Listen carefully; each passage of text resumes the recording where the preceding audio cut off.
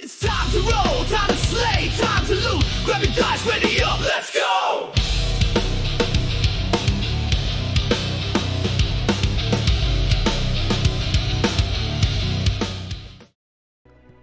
Previously on the Chronicles of Celestria. The grove burned, but the invaders were broken.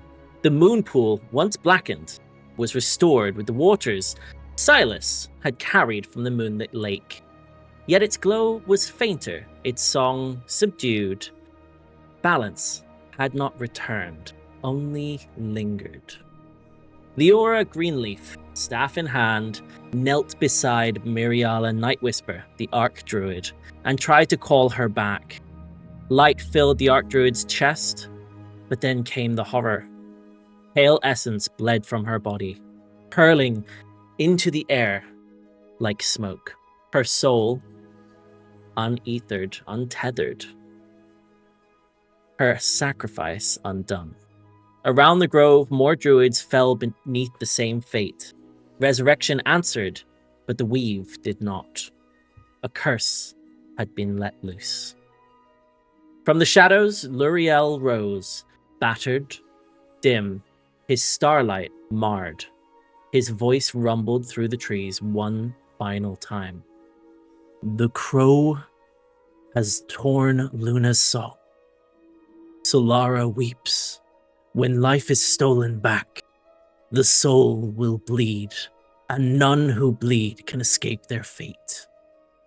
That night, the Seven took refuge among the wounded druids. Diego lit a fire, and one by one they bared truths over wine and laughter. Mirabelle shared her name, Ember. Ashira, a name whispered, Erendor. Elirr, his strange, mistaken youth. Sylas, his grove. Judge, Hildegard. Zelentrus, fragments of a past life. And Diego, his headaches, perhaps tied to charms and flirtations, half in jest. Shine Moon flowed, loosened tongues and weaving bonds. Mirabelle and Ashira had some interesting tent exchanges. Ashira and Sylas shared an awkward closeness. Zelentrus passed out and was carried to the Clover Coach by Judge. But the night was not quiet. Dreams and visions burned. Judge beheld Kareth, god of vengeance, whispering promises. Mirabelle woke with fire on her palm, only to be steadied by Diego's glowing crescent. Ashira and Sylas woke to the awkward weight of words unsaid, and then the call of the horn cut through the night. The druids stirred, wounded and weary. The grove, scarred but unbowed, waited for dawn. This is episode 13 of the Chronicles of Celestria, Embers of Anarchy. We begin today. As all of you have just had a long rest, I would say that having a massive fight yesterday, as well as staying up for almost 24 hours, you guys were very, very, very exhausted, to the point where you're about to fall into a level of exhaustion, as Diego is aware of. But fortunately, you managed to get a long night's rest, and you had a few drinks, so you probably overslept a bit into the morning, as you were all awoken by this horn. And as the dawn crept into the Grove of Luna this morning, the smoke curled faintly from blackened trees, mingling with the scent of what is still blood and damp earth in the air. Druids move among the wounded, their voices hushed, their movements heavy. Inside, near the moon pool, a desperate cry breaks the silence.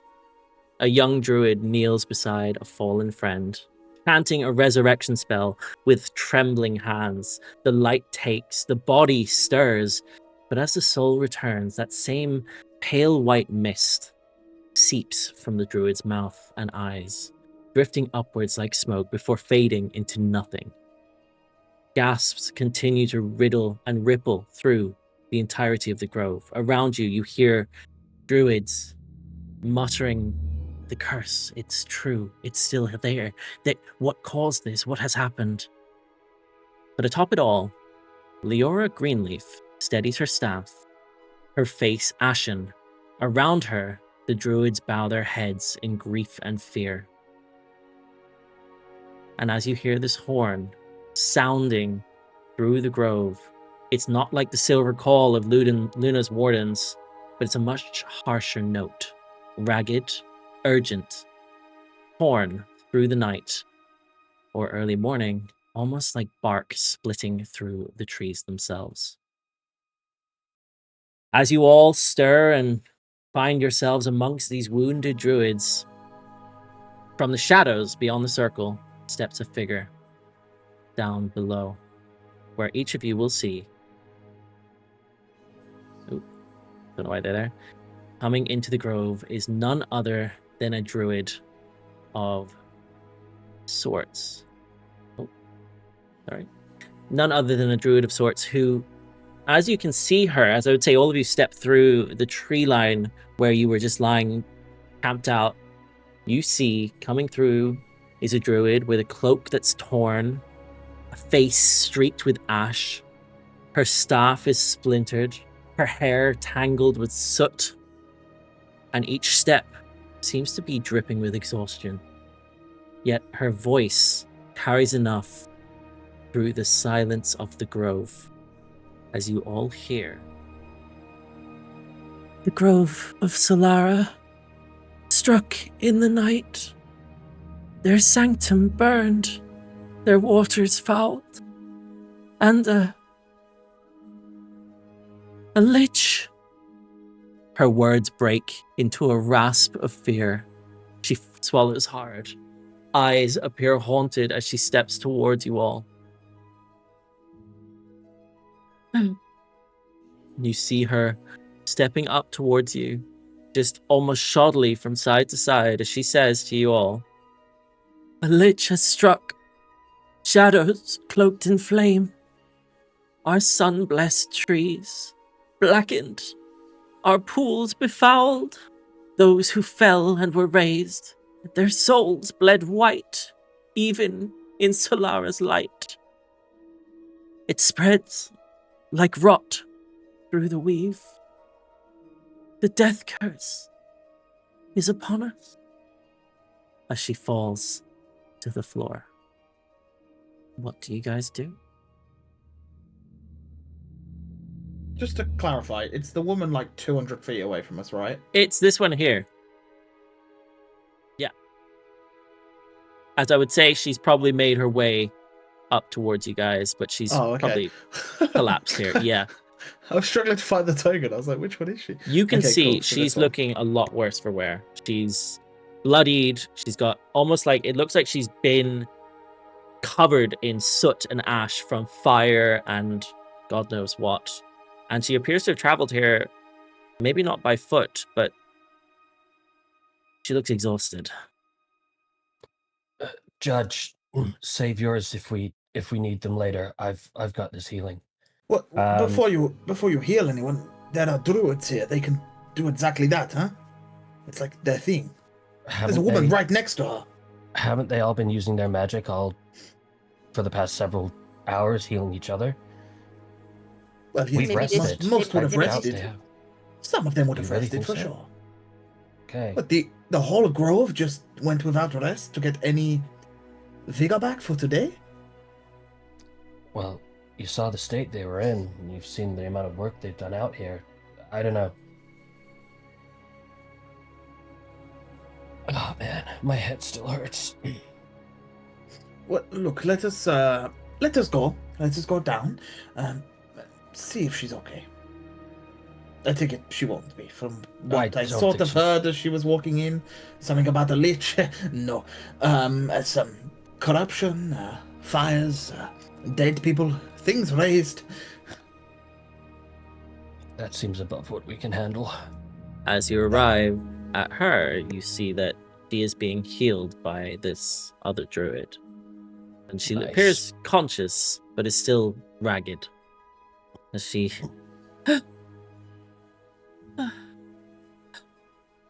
Ooh. Solara weeps. And if the curse is not broken, all groves shall wither.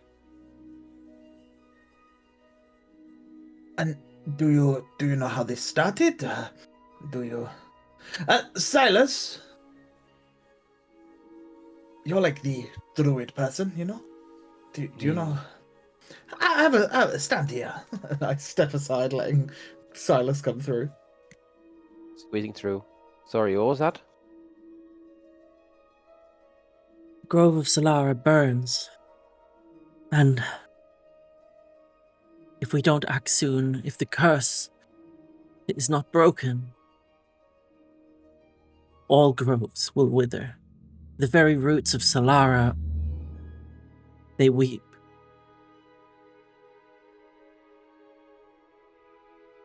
We have so much to do, guys. Like, do we visit the groves now? Are we going back to Sylvantal? Well, I know that when me and you spoke to L'Oreal yesterday, he mentioned that to stop the curse was to stop Talon itself. No? Maybe. I think so. So I do not know if visiting the groves themselves would actually aid us unless they are there. And we don't even know what Talon is. We Well, it already also know where we depends- gotta go. It also depends on which groves they are attacking. Like, Well, the sun have- one, yeah? yeah, but we also this one got also under attack, and what about mine? Look, it seems like we already know where we're going. I mean, the druid leader here, she wanted us to go to Sylvantal, right? So I think it's only right that we go there and not only report this back to the city, but also to make sure probably her sister know what happened to her, right? I guess. Dallas, is there a way for you to Yes. contact your grove? Not directly, unless someone can, like, teach me how to speak on distance. Sorry, her sister? What sister?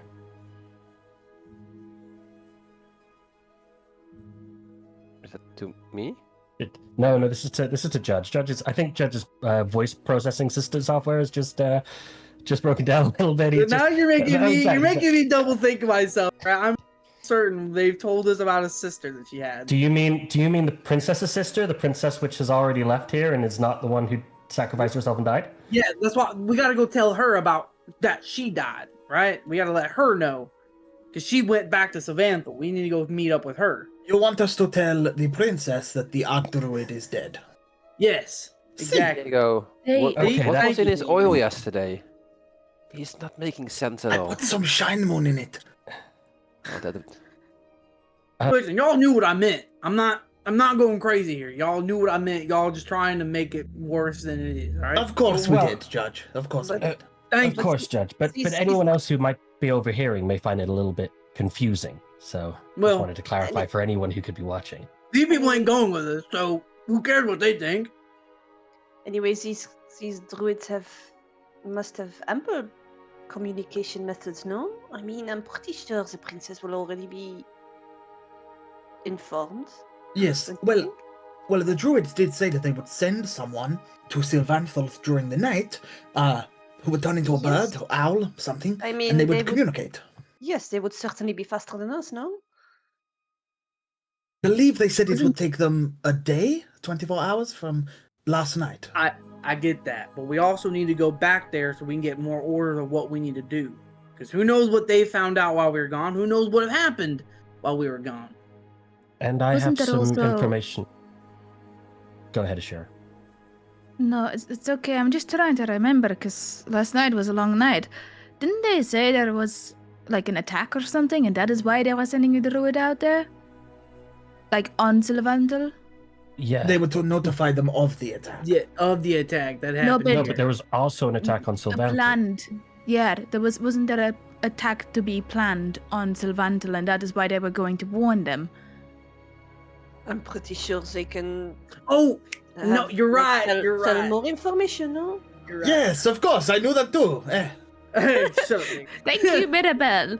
All right, we're just See? struggling a little bit, guys. I understand. We had some It's- fun last night. I need Look, you guys look, to get look, your a head lot of back in the things game. happened. A lot of Shine Moon was drank. Yes, Some people shed a sure. tent. A lot of stuff happened last night. So there are things that. What is your name, by the way, lady on the floor? Burnt to a crisp, slightly hurt.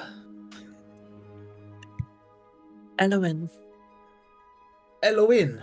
after the goddess of magic.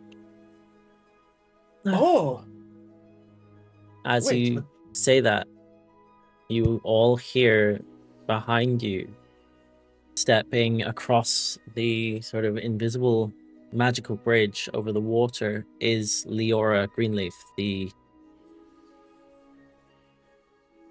highest of the class for the Grove of Luna's druids. And as you guys look down, you would see this is the elf who came over this morning and clearly blew the horn, as at your feet, the horn you saw slip from her hand still clatters against that sort of the roots below you. And as the roots are still sort of quivering from the fallen horn, Leora steps forward to all of you. Staff of antlers still blazing faintly in her grasp, previously with the Archdruid. Her face is pale, but her voice does not waver. So, it is true. Solara bleeds as Luna does. The balance cracks on both sides. She turns, her gaze not fixed on the druids, but on all of you, the ones who've already bled for the grove. She looks to you all. Soren Ironroot must know. He alone, among the wardens, can rally what remains of our strength. He will not weep, not where others can see, but he must hear of Miriala's last words, and he must hold her token. Only then can the Wardens of Harmony stand against this curse. Her eyes narrow to you, Sylas. You must go to Sylvanthal. Carry with you her memory, as you have on you that butterfly in amber, encased in amber. Carry her memory. Carry this truth. As L'Oreal says, the crow has torn Luna's song. She looks to the druid. And that a lich now poisons Solara's light. If the wardens do not act as one, none of us will live to see the next full moon. Though I'm sure many are headed to the Grove of Solara already, Soren must know what happened. To Miriala, it appears it was her dying wish. Where can we find Soren exactly? Like, Sylvanthal is a very big place. Soren is one of the leaders of the Wardens of Harmony. As she pulls to the side of her, you can see she pulls aside a small bit of her sort of robes, and you can see that she's got a brooch almost etched onto her clothing.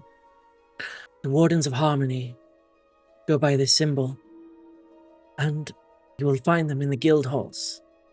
Soren manages all political intrigue on behalf of the Wardens of Harmony within Sylvanthal City. I have one small question. Is Soren Ironfoot and Soren Ironroot the same person? Yes, Soren Ironroot. And he's guarding the princess right now in the stone. No. No, Soren is a Warden of Harmony member. You must be thinking of Elder Warden Thalion Moonshadow, who was with Princess Soliana last night. Or a few nights ago. He's an elven gentleman. Okay, my memory blanks are a little fuzzy on the subject. What was his name? The person guarding the princess? Elder Warden Thalion Moonshadow. Okay. He acts as her shadow. You'll see If I Soren. may, He stands out. He's a very stoic and resilient dwarf who has dedicated his life to protecting the ancient groves. No doubt, hearing of Miriala will be troubling news. Oh, then now we know our destination, guys. before we just head out, though, ma'am, you mentioned a lich. Do you have any information on what this thing may look like? Did you get a name of maybe a specific lich name? You know, something that we can be warned of about what that thing is. He came in the night. As she looks up to you, Judge. We were fortunate that others arrived, but they were too late. With just one point of a finger, our Archdruid was slain. You said one point of a finger? He just murdered an archer? Dark magics flew across the grove. The entirety of Solara's light was corrupted. The waters of the What is- moonlit lake do nothing. We have tried. I was told to step Right. over here. The Lich, they called him by a name. The High Guardian, The High Guard. Elara Stormsong.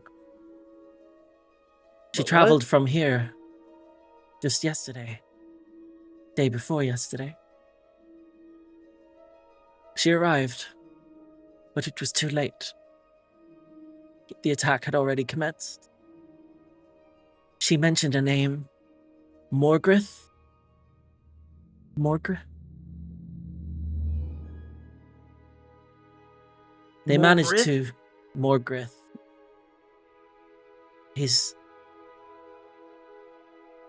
some foul creature of shadow and darkness. Did you get an appearance? What he looked like? Any features that we can discern him by? I didn't dare to look. Okay. Did you ask anybody before you left and came here? Most of the druids scrambled. I'm ashamed to admit that I looked away. I ran. All right. As she lets out a tear. And all you all right, see man. it run down her cheek. You did the right thing. If you hadn't run, we wouldn't be getting this information. They Who knows managed what could to have happened to you? They managed to fight back against the Lich, but I didn't see what happened in the end. The High Guardian was there, so I pray that Celestria and the balance remains intact. The High Guard. What happened? Is the High Guard okay? I don't know. The High Guardian, she... As you all would remember that when you first arrived to the Grove of Luna, there was a High Guardian, Elara Stormsong, who was speaking to Archdruid Miriala and sort of disappeared, leaving behind only a black feather as she was heading out towards the Grove of Solara following the attacks in the area recently. But if even the Archdruids fall, and the Wardens fall, what hope is there for us? Ma'am, Elirr. Yeah, firstly, I think everyone needs to calm down just a little. We survived yesterday's attack, you know? Maybe it was a little bit of luck, maybe it wasn't. But we cannot panic. The people need leadership, authority, and, you know, a little bit of hope. As you say this, Leora. Diego, Leora looks to you. And she sort of nods slightly. Before kneeling down to the druid, Zell, you were saying. Leora, whilst we are going to make our way back with haste to Sylvanthal, there are members of our group, specifically one member of our group now, who must be choked with worry over the people that he loves and his family. If you have a way of contacting Sylas's grove, I think it would mean a lot and set his mind at rest to allow him to focus on the task ahead. If you could send someone out there to, again, forward a message on to the Hearthrest Inn in Sylvanthal, we can collect it. Well, Sylas can collect an update for them then. Would that be possible? Where are they based? Who are they? Who do you Looks to wish to Sylas. speak to?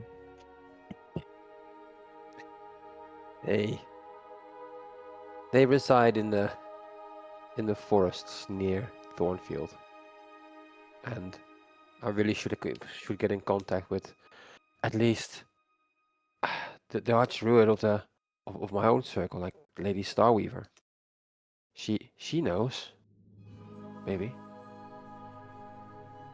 Wait, Lady you don't know Starweaver. where the grove is? Lady Starweaver. Oriana. Yes. She looks a little bit taken aback by this, Sylas, as she sort of stands to her feet and looks to you.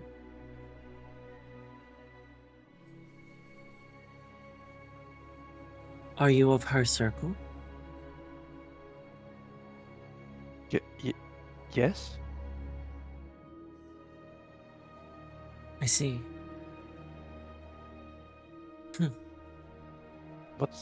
Now I what's going on? understand the blessings of the stars in your speech.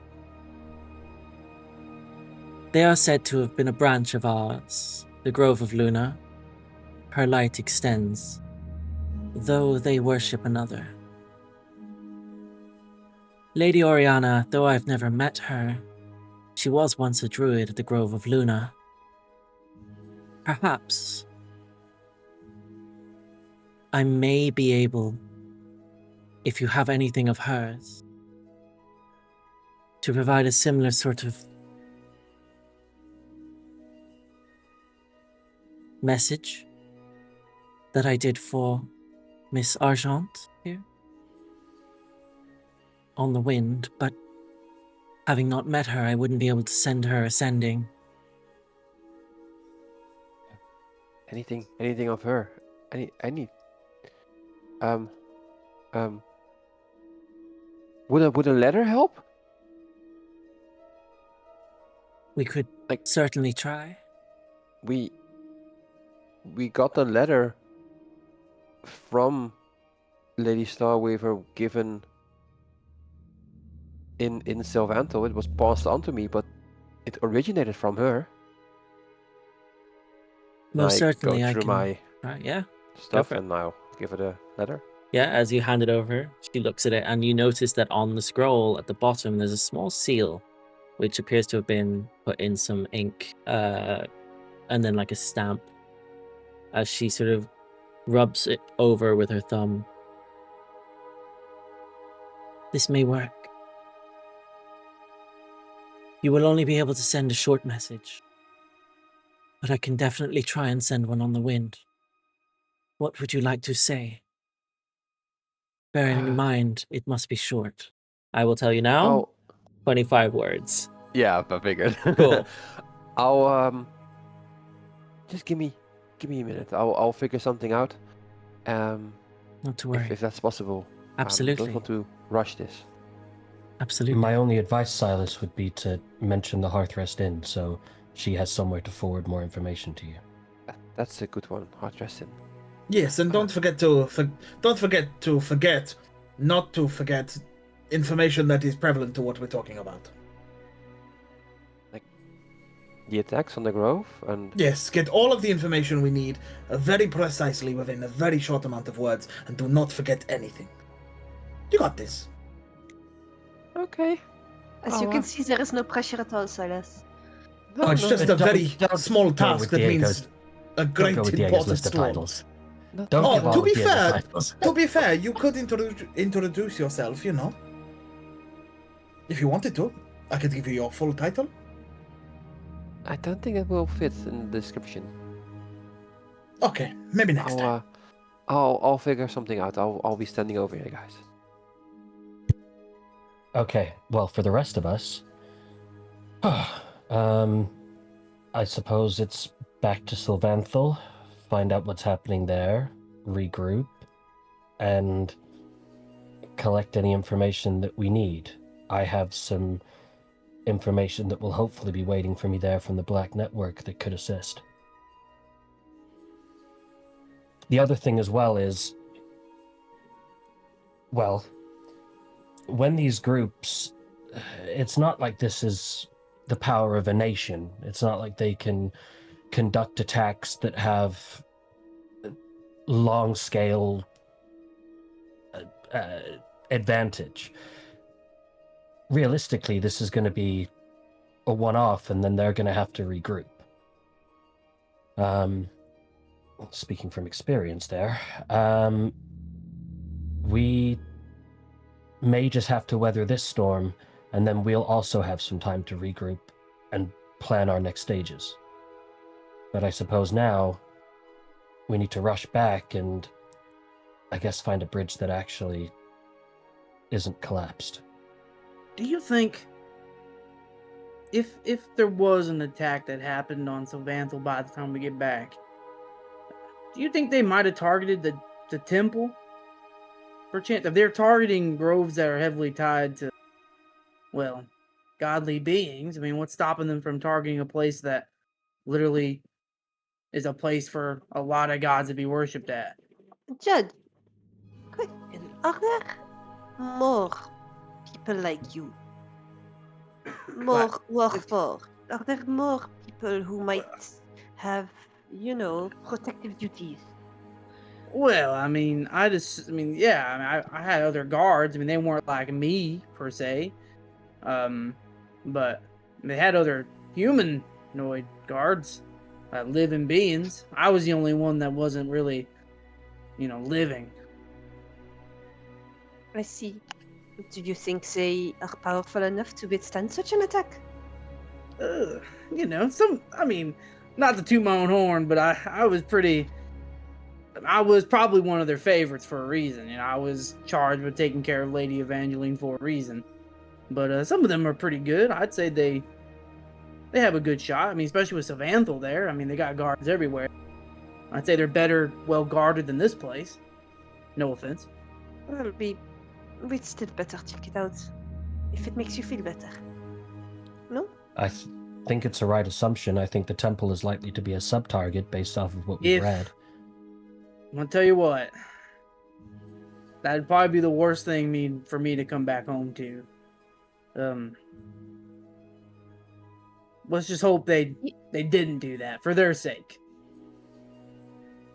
Do you guys think that what is happening when they're targeting these divine locations where there's gods tied to them, and there's now a lich and a dead curse, that maybe what they're trying to do is sever the connection between the good gods and Celestria, so that they have free reign and there can be no divine intervention?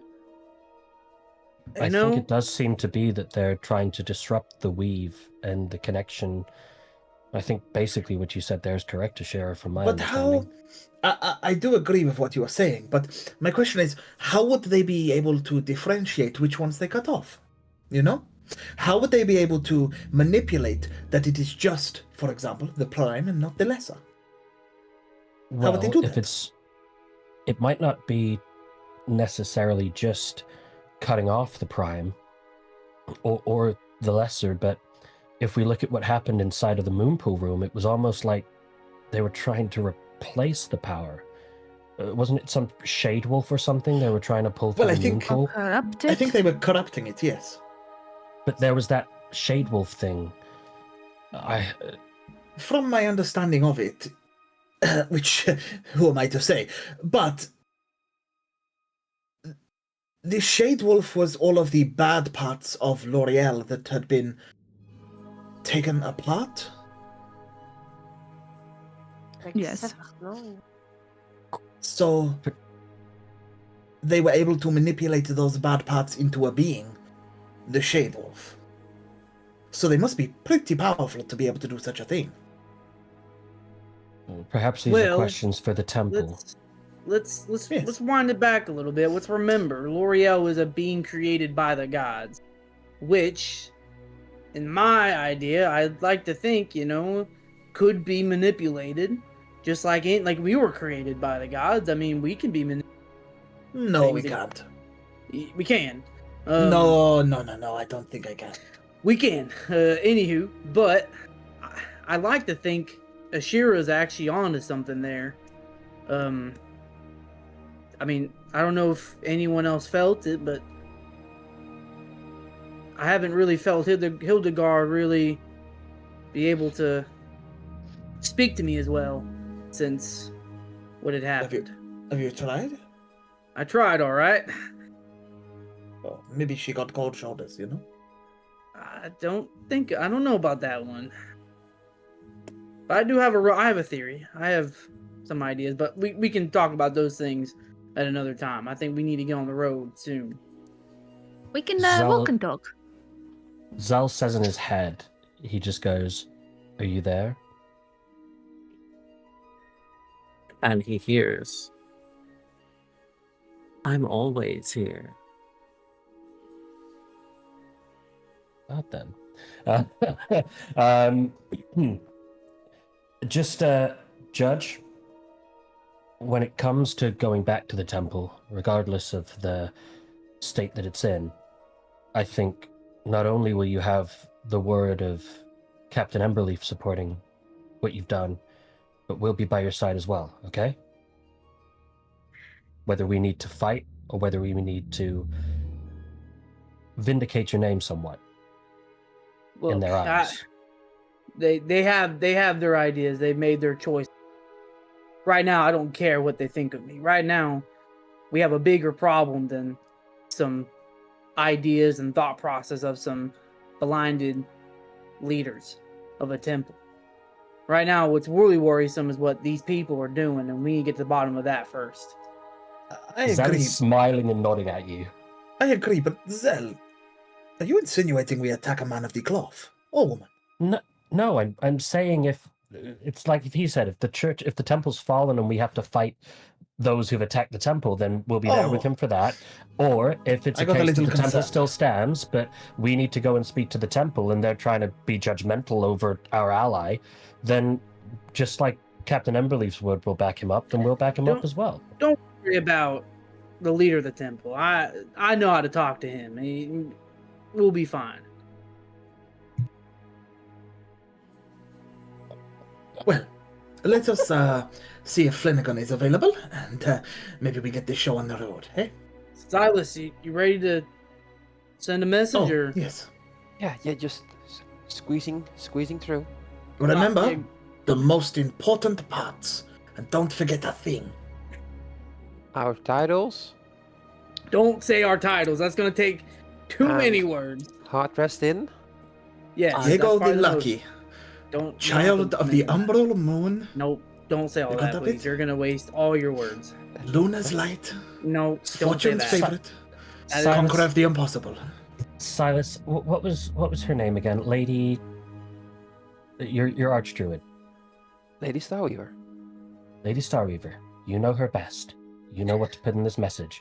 Just mention the Hearth Rest Inn so she knows where to reply to. Silas, this might actually be the most important information we can get if she responds back to you.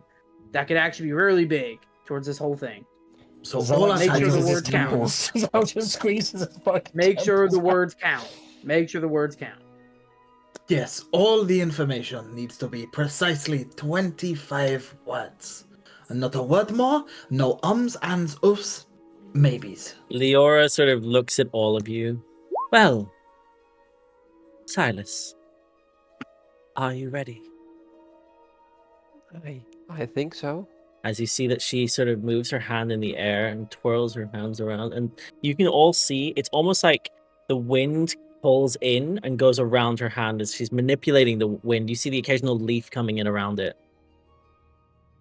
When you're ready, speak the words and I shall repeat them. Here goes. Dear lady, attack on other groves occurred, like death curses, weak weave connection. Also, at home, send updates to hard rest in Sylvantal. I'm safe, Sylas. Unfortunately, I could not get your name in, Oh no. Oh, but Wait, you forgot Perhaps- my name. perhaps fate will be kind. Well, with that, as you all see the wind, it's almost like the wind just carries a whisper through the air. Yeah, as all of you see this, and you see Leora basically stand back up, and she's doing this for you. The druid is now back on her feet. She's getting she's wiping the soot off her face, and you can see the other druids fetching water for her and so on. What do you guys do? Silas, very quickly. You did mention the lich, right? no? Fuck. Oh, jeez. Silas, it was in your tone. You said like. That's totally your thing. Yeah. She'll know it's you. All right. Well, are we good to go back? I think we need to get back before things, get worse. The Shade Wolf? No, just drop it. We'll. Zell smacked Diego over the back of the head. Who did that? Stop flirting with people, Diego. Sylas will drop down on his knees like, oh, guys, stop it. You're fine, Silas. In fact, I think you said the message perfectly, as Zell will give you a bardic inspiration if you need to do any more fun saves. Can I please have that in writing if you have it? Just so I have it word for word. You'd send that to me.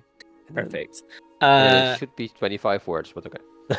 In addition, I will say, for the sake of brevity, that you recall Luriel's message to you, or speaking to you, of the Shade Wolf.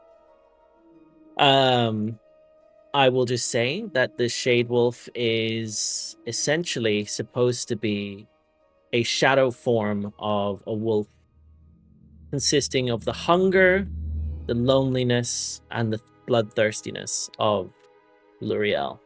It became a being when Luna purified Luriel, basically. So it was something that existed, but was purged from this plane by something or someone back in the day.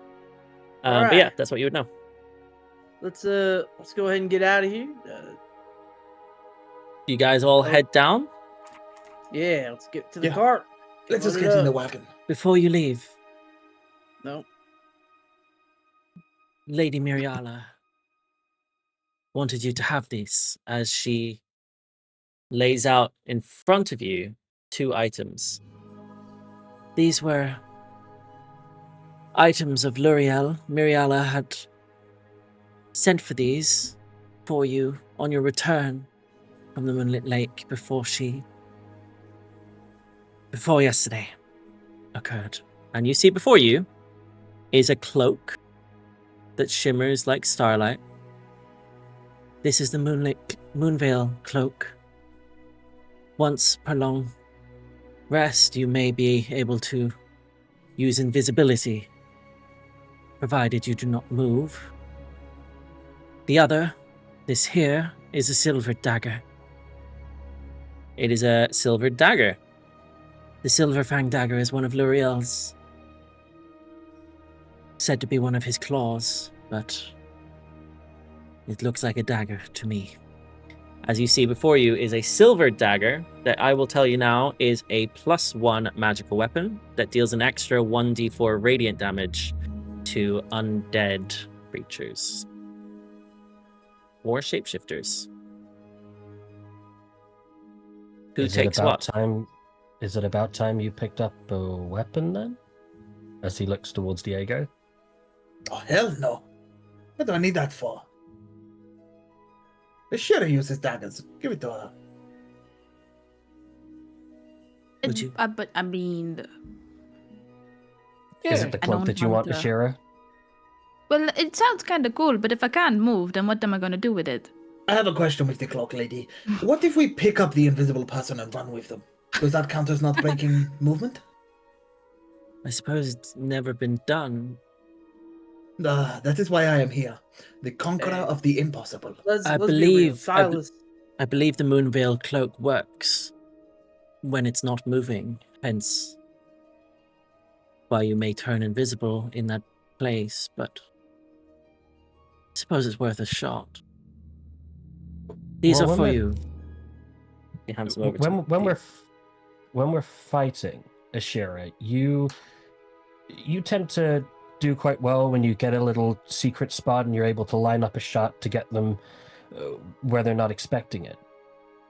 Would that help you from a distance to get those kind of, I don't know what you call them, sneak attacks? What? You seem very educated on the matter, huh? Thought they were called I stealth watch you when you strikes. fight.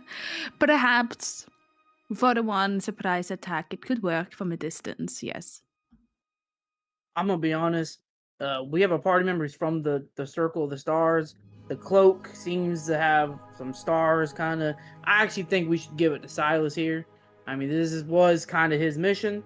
Maybe we should let him have something to take from it, and then we can give Ashira the dagger, since I have not seen Sylas use a dagger at all, and I don't think he can. I mean, no offense to Sylas, but I don't think he's really one to use that. So maybe that's how we split it. I was about to say, I know how to use a dagger. I'm just not fun by it. Well, there we go. See, is that an even trade? You guys are cool with that? No one. Look, you guys think I steal a lot of things. That is true, but I wouldn't just take stuff from the party. So you give me whatever if you want, or take it all for yourself. I don't care. All right, Silas, well, if we you gotta want get to moving. take it all. No, take the dagger. But isn't there like anyone else who wants the cloak? Like We can you share saw a cloak, me. no? You Yeah, saw we me can share. earlier. I'm like Yeah. mostly like Sylas, just you can take it for now, and if we feel like we need to give it to someone else, we can later. oh, okay, yeah, let's do that. There we go. I'll bag it. And Perfect. And who takes the dagger? I give it to I'll take Ashira. it for now. Yeah, Cool. I'll take it for now. You guys will see you have two new handouts. Silas, you have got a Moonveil cloak, which is a wondrous item, meaning it requires attunement. And I will also say that... Bear with me. Yes, you also have Ashira, the silvered dagger, the silver fang dagger. Yeah, cool.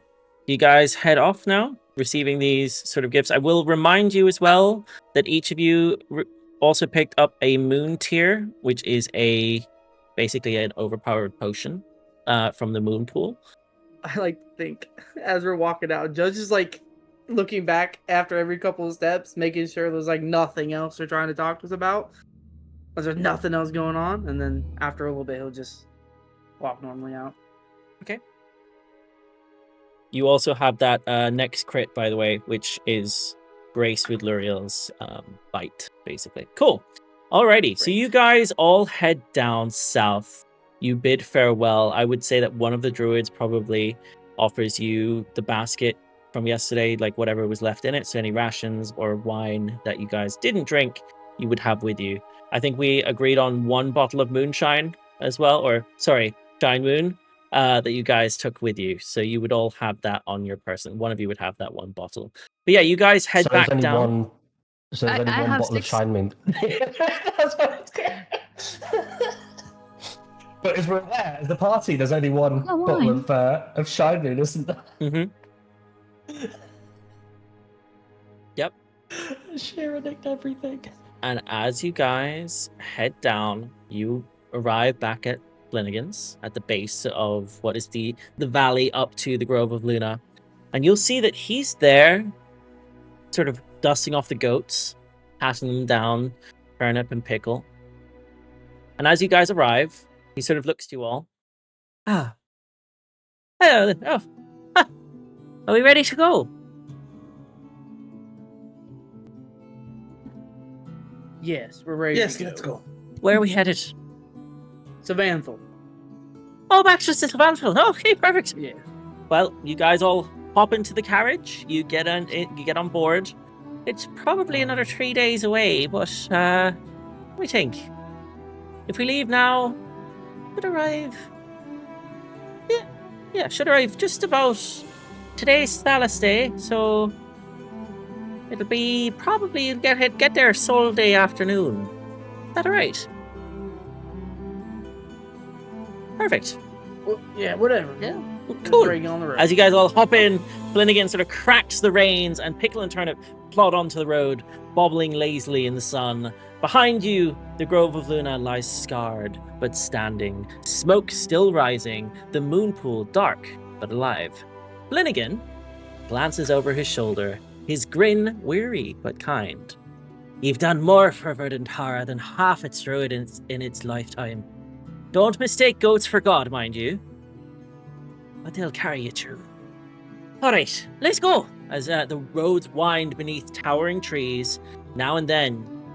Can I have a perception check from each of you, please?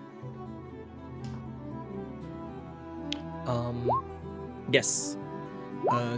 Could Elirr do it at disadvantage maybe? Because I was gonna say, like, he's kind of in his thoughts, like he didn't say much recently, and he's just gonna leaf through his book that he's been reading before, but yeah, he's very in thought about last night. Perfect. So you're sort of going through the pages maybe of the book, but you're a little bit distracted. It would be at disadvantage then, yes, please. Well, Perfect. As we have... Can I take my roll back and not have rolled and play music instead, as I'm attending to music in the wagon?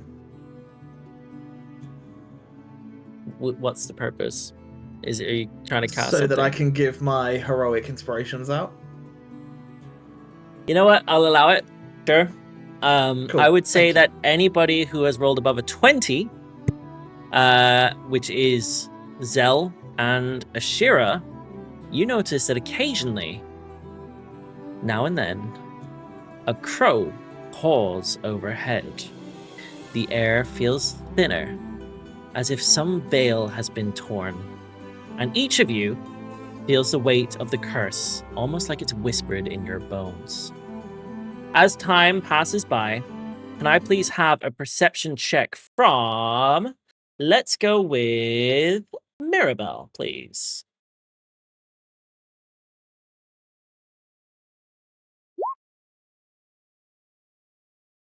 Okay. Yikes. With a 9, let me have a quick look. What happens on a 9?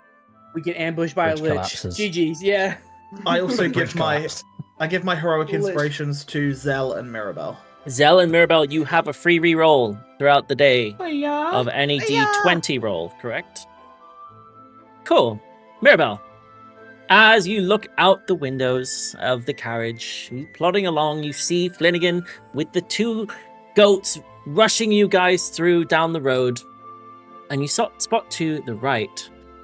It looks like a herd of luminous Verdantaran stags up ahead of you. They appear to almost block the road. As you guys come to sort of almost a halt, do any of you look outside? Yeah. I Why would be not? looking outside, but it's just like it's just wildlife and continue whatever I was doing. Okay, perfect. Anybody who does look outside, can I ask who isn't looking outside? Elirr Diego's reading. Diego, Elirr, Mirabelle, do you He's pop your reading. head out? He's reading. He's I'll still... look, but I'll probably shrug. Okay, cool. As you guys look to these luminous elk, they notice you. I would say that one particularly is staring at Judge almost like a bit too long. Oh my, as you hear Flanagan. Oh, well, Looks like they've got something going on up ahead there. I need to get past them, but what do you guys want to do? As you would say, there's about 7 stags, almost bucking horns or standing right in front of the carriage at this stage. I mean, I can get out there and run them off if y'all want to, but it's really up to you guys. How about maybe Sylas could handle this if he could speak to them, maybe? At least find out what they want. Like, sure, can try it, but it should be funny if they attack Judge. We also could just throw food out and throw some food out to the side. Maybe they move for that. But if you Turn want, it into food. if you want me to speak to them and ask them to go outside the way, then I can certainly try. Go ahead, you're the Sounds druid, like a man. plan. So I guess Silas gets out and he will cast Speak with Animals. Perfect. As you hop out, you see that all 7 of them, all six. One is still focused on Judge. The others, they're watching you almost hop out, and they notice the occasional flicker from Embers, or Mirabelle's embers, cracks of her skin. They notice the sort of glow to Mirabelle. What do you do? I want to start with what do I know about these creatures? Can I have a history check from you, please? Or, it would be history or nature. I'll allow nature. That's gonna be nature. Yeah, I knew it was going to be nature. A 26. Wow. Okay, Sylas. You're very familiar with this part of the woods. You're very familiar with the creatures around here and what sort of lives in these areas. I will tell you now that before you is standing, bear with me. Where have I saved it? Okay. 1 second, let me get it up. Before you stands a verdant stag. You know that the verdant stag is a majestic creature. It looks like a deer, but with antlers adorned with what appears to be like vibrant foliage and flowers. Its coat is rich emerald green, blending seamlessly with the forests around you. And its eyes radiate with almost an otherworldly intelligence. You would know that the verdant stag is often thought of being one with nature. It's able to communicate with the plants and the animals of Verdantara and Terra Mora through a mystical connection. And it possesses the ability to heal wounds and ailments with just a touch. You rolled a very high, so you know these creatures very well. They are typically quite friendly creatures. And obviously, similar to very other creatures like deer, they eat mainly fruit and berries and that kind of thing, small plants. Yeah, very comparable to... Yeah, having rolled this high, would I know his name? You wouldn't know his name. No, not without shit. asking it. No. Shoot. But yeah. I will just gently go toward them. I'm sorry. We are trying to get past, and you guys are stuck pretty in the way. Is there anything I can help you with? Oh, I say. Good day, sir. How are you? Blimey, are we taking up the entire road? As he looks around. Oh, my mistake. Good heavens. Can I do anything for you? As he bites down into the grass and takes a big chomp out of the fauna around you. Well, and I try to mimic his the way he sounds. Like, what would one call you, dear sir? My name is Heinrich. I'm a verdant stag. These 5 are my brothers. 6? Wait, who are you? As he turns around. And Sylas, it's at this moment you notice that the one that was particularly staring at Judge looks your way. Before sprouting wings, growing half its size, and showing a very familiar cat-like feature before it hops into the air and begins to fly away. What? Well, as he bites down to get another bite of grass. Sorry. What was your name again, sir? I would go by the name of Sylas. I'm a druid in one of these groves in the forest. And the creature that just ran off, it's a friendly one. It's just a curious being of the forest. Yeah, I've never seen him before. He's quite shy. If you'd like me to move these lots, I can do so. If it's no trouble to you at all. How long Sir will you Highness. need this patch of grass here? Well, we're not like looking to eat it. We would like simply have passage so we can like Oh, of course. Well, let me... continue our travels. Boy! And ladies. I see you, Gwyneth. Let's all move out of the way for these gentlemen, and... They're all druids, apparently. Don't know what that is either. But, And they all step to the side, prance away, and yeah, you guys have now unblocked the road. I will thank him for it. Like, thank you. He bows to you. The rest of you, we all see this. And again, it's cleared. We can go. And yeah, do you hop back onto the carriage? I will. Yeah. Cool. You guys all manage to hop back onto the carriage. You start making your way. And the day starts to get easier. You see that the road, it doesn't appear marred in the same way as it was when you came down. It's almost like a weight is off your shoulders now that you've left the grove. As you guys head up the road, Flanagan points to a campsite as it comes towards the evening time. And you've made it about a third of the way back. Do you guys stop for camp? Perfect. For the sake of brevity, you guys all hop off your carriage. Do you set up a campfire of the night? Does anybody do anything in particular before you set up your tents?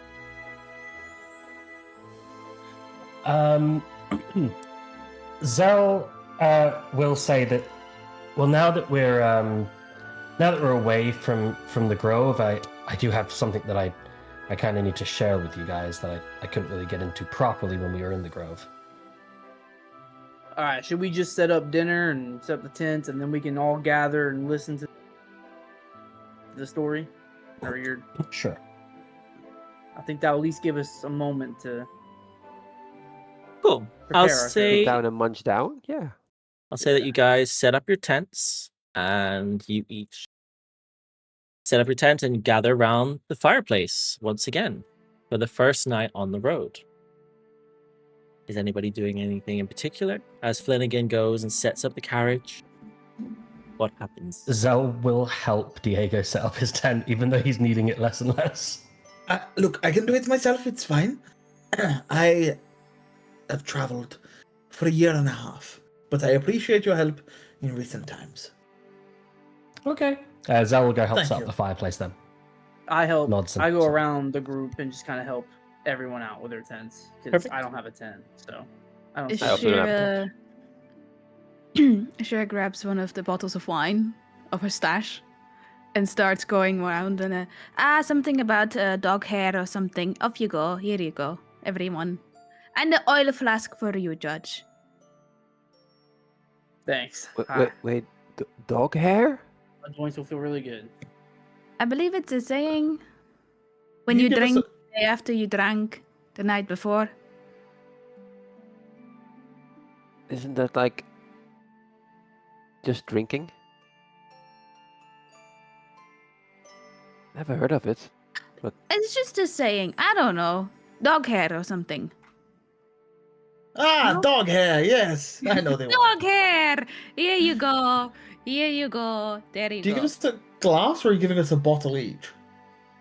No, I would have filled up your tankard or whatever your cool. cup is. Yeah, that's fine. I was thinking you bringing like bottles, just smuggling them out. All right, let's not drink as much as we did last night. Remember, we're about to have a Zell has some things to share. Let's make sure we're respectful. Oh, and not look at this chugging party drink. pooper. It's I'm- for courage. It I'm is, it's okay with fine, drinking. But I know, but I think it's Dog time hair. that I think we don't try to get Dog too hair. drunk. I Dog drank, hair. I drank every night while I still lived in Stonehaven. Right, but we're not in Stonehaven anymore. Double dog hair. Double dog hair. Cheers. Cheers, but I have He's not been- been drinking much before I met you guys. But Oh, you'll get used to it. Flanagan, I hope I don't not. mean to be. I don't mean to be rude, but do you mind giving us a little bit of time to talk privately? Is that okay? Sorry, Zel, I can't hear you from over here. Buy the carriage. What do you need something? Perfect. No, exact opposite. Come- Come over here so you can hear Oh Zell. my god. Don't Sorry, I'm busy stay with over there. Pickle here. He needs his toenails clipped again. I gotta get. Which is weird because I don't even Zal just does this. doesn't even have toenails, but I gotta do it anyways. Fuck. You see him going down and basically clipping the end of the hoof. Are you doing like the hoof GP thing where he's just like Pretty much, carving he's it out? trying to do Yeah. that, but it's a giant. Like these goats are 3 times his size. He's a halfling. They are giant Terramoran goats. They love him to bits, but they're also 3 times his size. So, yeah. So he's trying. Yeah, he seems otherwise distracted. So you pretty much have the night to yourselves here. I will say, out of character for a moment, you will need to do watches tonight as you're camped up on the side of the road, essentially. A little bit off the path, maybe, but you will need to do at least 2 watches, probably 3, for you to get the benefits of a long rest. All right, Zell. What do you got to share with us? First of all, just before he starts, Zell says in his head, are you going to play ball here, or are you going to make this more difficult for me? I don't know what you could mean. He takes the stone out of his pocket. Geen idee, moet even zoeken op internet. As you go to reach for the stone, it's there, but it feels solid, almost curved. Zell rolls his eyes. He takes it out anyway. Okay. So, as you guys have maybe seen before, I usually carry a stone that looks a bit different from this one. It usually has 12 sides and some green writing, some green runes on it, yeah? Have any of you kind of seen that before? Anyone paid attention? Great. Good start. Well, last night, or maybe this morning, Judge heard me talking to it. I've had this stone a long time. If you guys can remember through the haze of last night, I told you guys the story of my Mirabelle and how I ran away when she kind of gave cover for me. Well, my father's men continued to chase me. I ended up in a cave, and they were going to catch me. There was something in this cave, and I don't know what it is to this day, but it had eyes and a big smile, and it rolled the stone out of the darkness, and I picked it up because it told me if I took this, I'd be safe. And they came into the cave, and they couldn't see me. Every time that I've thrown this stone away or put it down, it always comes back to me. It was just like you would have seen Ashira. I think you caught it, right? That I was talking to the guy about the stone, and it actually, the reason he couldn't find it was because it was already returned to me.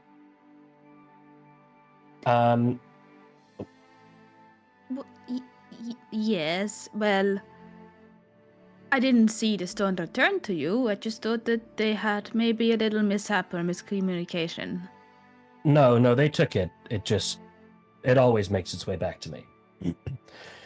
Recently, it's... Zell, Yeah. as you open your mouth to speak again, you notice that the stone warms in your palm. It's not burning, but almost like it's pulsing. like a heartbeat.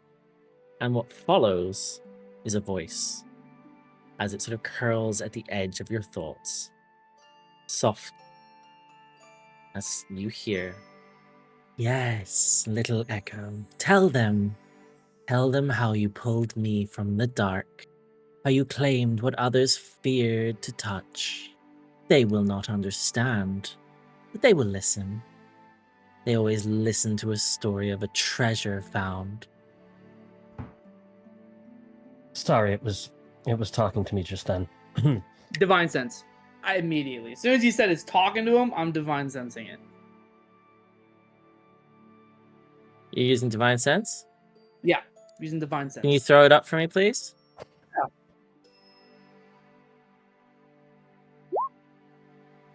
Okay. So, Judge. Yeah. With your Divine Sense, you feel, as you look to the stone, you hear in your head what sounds like almost like chords falling softly from cellos or orchestral instruments. You hear the hum of a harp. It sounds faint, but you know this to be good. It feels positive. It feels warm. You feel a warmth coming from the stone. Similar to that you experience in the Grove of Luna and at the Cathedral of Light.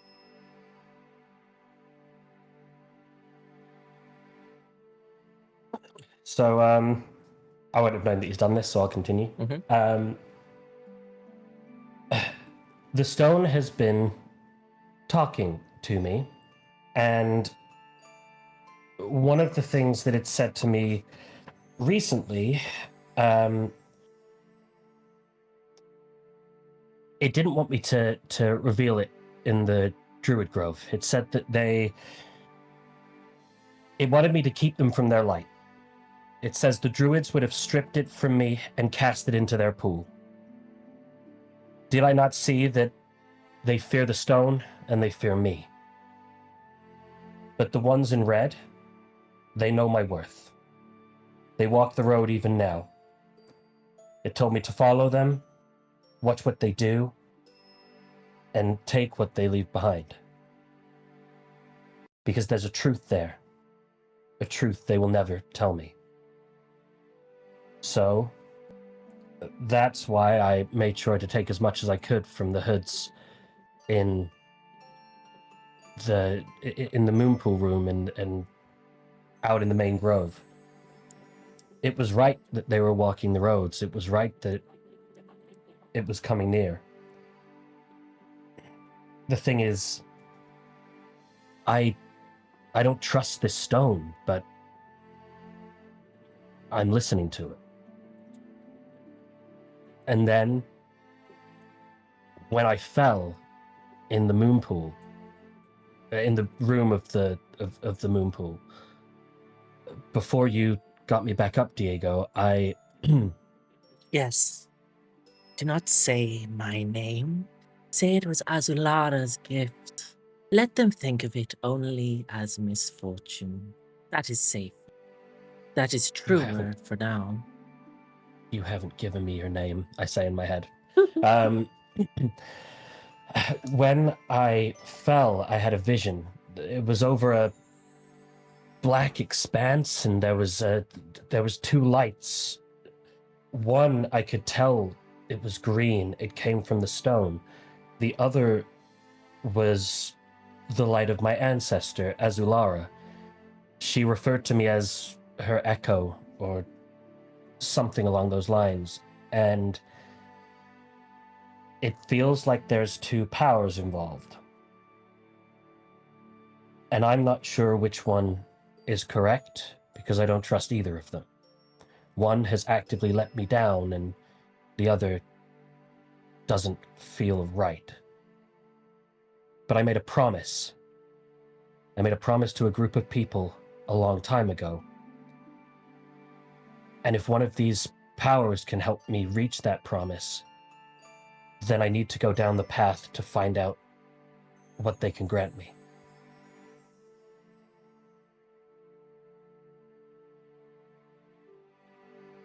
Are you informing us or asking for permission? I'm being honest with you. I'm not hiding any of this. I know that if this came up later down the line, if choices had to be made, and I revealed to you that I'd been hiding information from you for so long, that it would make it very difficult to trust me. I want you guys to know the things that I'm currently trying to work out myself. Advice, acceptance, rejection, any of it's welcome, but I do know that I need to look into this further. Well, I think that if you're... Go ahead. I think if you're honest with us, that is a good step. And upfront, maybe before you choose what you choose, so that we know what is going to happen and if we need to be around you or not, in case it goes wrong. If you say you don't know if this power is good or not. Keep you like one foot on this ground and then the other wherever it goes, you know? Go ahead, Diego. I was going to say, you said that it talks to you, but you said there are two entities within? Not within the stone. I asked the stone what its name is, and it mockingly told me its name was Azulara, but unless it's another side of I don't think it is. Azulara is the lesser god of misfortune. Azulara is my ancestor, and that's what that purple light in my vision represented, I'm sure of it. But this stone, I don't know where it comes from. I know that it's tried to protect me. I know that it's tried to help me. But what its goals are, what its wants are, what its needs are, I don't know. So the voice talking to you isn't Azulara. You know that for fact. I'm quite sure of it, yes. Okay, so it's the other voice, one. It's the nameless. Yes, think of Azulara as the light that shines through my cracks and looks at the black shiny pebble-like thing and goes, and for this, well, usually it's green. So think of the voice as the green light that, represents something else. Yes. Tell them. Every lie begins with a truth, and every truth with a lie. Can I have a perception check from everybody but Zell, please? You guys can't see Zell winces. Perception. Okay. What? Yikes, guys. I'll use my heroic inspiration. Okay. 15. Slightly better. Okay, we have a 24 from Judge, which is a nat 20. A 5 from Mirabelle, 11 from Ashira, 7 from Sylas, 7 from Diego, which he re-rolled and got a 12, and a 15 from Elirr. Elirr and Judge, the two of you notice a smirk across Zell's face.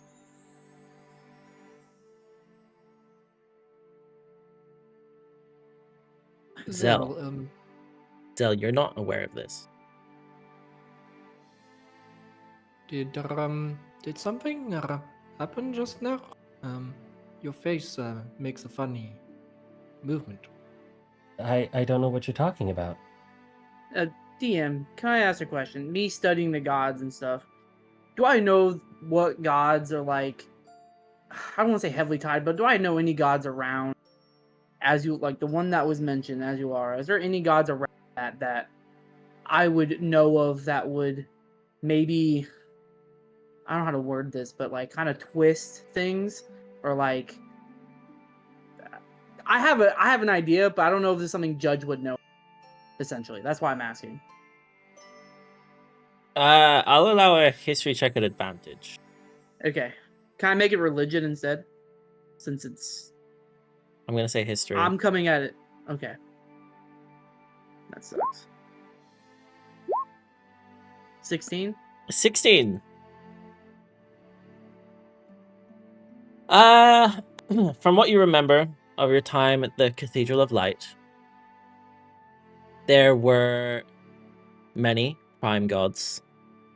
Each of them had their own domains. Azulara, you don't know much about her besides the fact that she was the goddess of misfortune. In addition to that, you're aware of another god called the goddess... Well, she's known as the goddess of luck, which is Fortuna, the goddess of fortune. I would say in terms of... You said twisting? Yeah, I'm just trying to, because me as a player, I think I have an idea, but I don't know if Judge would know of that yet. So I'm trying to see if Judge have studied enough about gods to know of some of the more lesser gods and ones that would do what they're doing. Which to Judge, yeah. I'm gonna say no. Okay. You have not come across that. So Zel, are you feeling quite alright? Like, in charge of yourself? Yeah, I'm fine. What are you getting at? You looked kind of, I don't know, like a smirk, like as if you're happy about this situation. Zell grabs the side of his cheek and kind of forces them down, acknowledging it. Okay, I didn't notice it that time. That's another thing that seems to happen with the stone. Like I said, it had a big smirk when I first met it in that cave. A few times since, a smirk has come across my face as well. It seems to have some power over me. It can speak to me. It made me invisible when I was going up to the grove and traveling behind the hoods, the red hoods. Yeah. It's To the DM, would Elirr be aware of any kind of, I don't know, higher powers? Probably not. Right? Higher powers in what sense? The gods? Well, something that would take possession of you. Not just the gods, but maybe even something like a magical item, like a spell, sorts that could influence you that way. Zell was going to say one next thing that would maybe give him advantage on this. So I'll say it and you can make the call. The only thing that I know, I haven't been able to transcribe the runes on the stone. The only thing I know is that they are in some way related to the Abyssal language. So I've done my best to learn that as a language myself. I will allow a history check at advantage. No, it would either be history or arcana at advantage. So I'll let you decide. And we'll go with the new roll from here. That's fine with the history. You gonna stick with history? Yeah, and then advantage, you say? No advantage if it's history, but it'll be a 16 regardless. Never mind, then it's a 16. Cool. You recall there's some items and spells which often can be used to either inhibit or create madness or maybe laughter. Cash's Cauldron. Laughter spells. You're aware of that kind of thing. But in terms of a specific item that could cause loss of a person, in your history at the Aetherial Spire in Aethria, at the academy there, You would not have heard of anything in particular. That this seems to be. Okay, well, I do share that with Zelda. Like, there might be some, there are spells that affect people, but I haven't heard of any items like that. But I've also only, dealt with not so, let's say, dark magic. I've been around like jewelers and other enchanted items, but never heard of anything. Well, if you could keep an ear out in any of the magical item shops that you go into, I would be appreciative of it, Elirr. As for everyone else, I know that I've heard an opinion from Ashira and Diego. Is everyone else okay with me continuing to look into this as long as I'm open with you all? So, if it's all a bit much, obviously. Like a voice coming from a stone, I have to say, a green stone, did you say that? Green runes, green writing? Yes. A bit like a dice. Right. I mean, you knew that Talos also gave me a stone, right? Maybe it's similar. Obviously I've also been having some nightmares, but I think they are connected to the stone, no? But maybe, did you know more of this? Can you check it out? Maybe they're similar. I can take a look at it. The only thing I will say is I know that this stone interacts in interesting ways around magic items and magic. All the more reason to check it out, no? Well, in almost it's almost like it absorbs them. It's almost like it takes something from them. It doesn't, as far as I'm aware, take the powers away, but I'm not entirely sure you would want the two to interact. But I can try it if you need. It means nothing to me. And I just grab the stone from my bag and I toss it over to him. Okay. In front of the... Rather than do it with yours, I take my dagger out. Same kind of magic, right? And I touch the stone to the dagger. Again, because you guys have seen this already when I first took the dagger. It clinks like a stone on metal. And that's all you guys see. Is something supposed to happen? It did the first time. Does anyone remember when Talos first gave us these items? I touched this stone. Well, it looked a bit different then because it's fucking with me. But I touched this stone to... I can see that smile on Patty's face as I said that. Do you think I had stage fright? Do we need to not look? I can avert my eyes if needed. I've heard of people getting pea shy, you know? I don't think it's gonna play ball right now. So Tell your stone. Do you think the stone is trustworthy? Like, do you trust what's in the stone? No, not in any way, shape, or form. And I already told it this. The reason why I ask you this is it seems like the stone. I'm not gonna lie. I'm gonna be upfront. I used my divine sense when you pulled out the stone to see what kind of energy it would give. And I'm not gonna lie, I'm a little conflicted from what you're telling us about the stone and the energy the stone gave me. Don't really align at all. What are you talking about?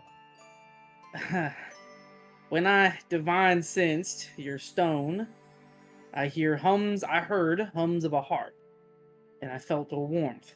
The same warmth I've got from Hildegard, the Temple of Light, and the Druid Grove, which to me is like a good energy. Which to be honest with you, some part of me thinks there's something up with that. Zell looks at the stone. Because I trust you. clearly directing it to the stone, but saying it out loud.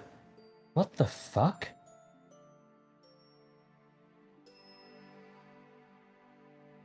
You hear Any nothing response? back. Yeah, nothing. Tell your stone, if it doesn't want to play ball, I will use my stone to look at your stone to reveal the real stone. Do that anyway. You want me And- to? And if it doesn't can like hear you. that, I will look at Ashira, looking through the stone, looking at the stone to find out what the stone is. And I can also look at your stone, Mirabelle, and maybe your stone will tell us what it is too. Who knows? There seem to be too many stones involved anyway. Sal gives you your stone back, Mirabelle. Merci. I'll just tuck it back into my pocket. Like, okay. Do you look at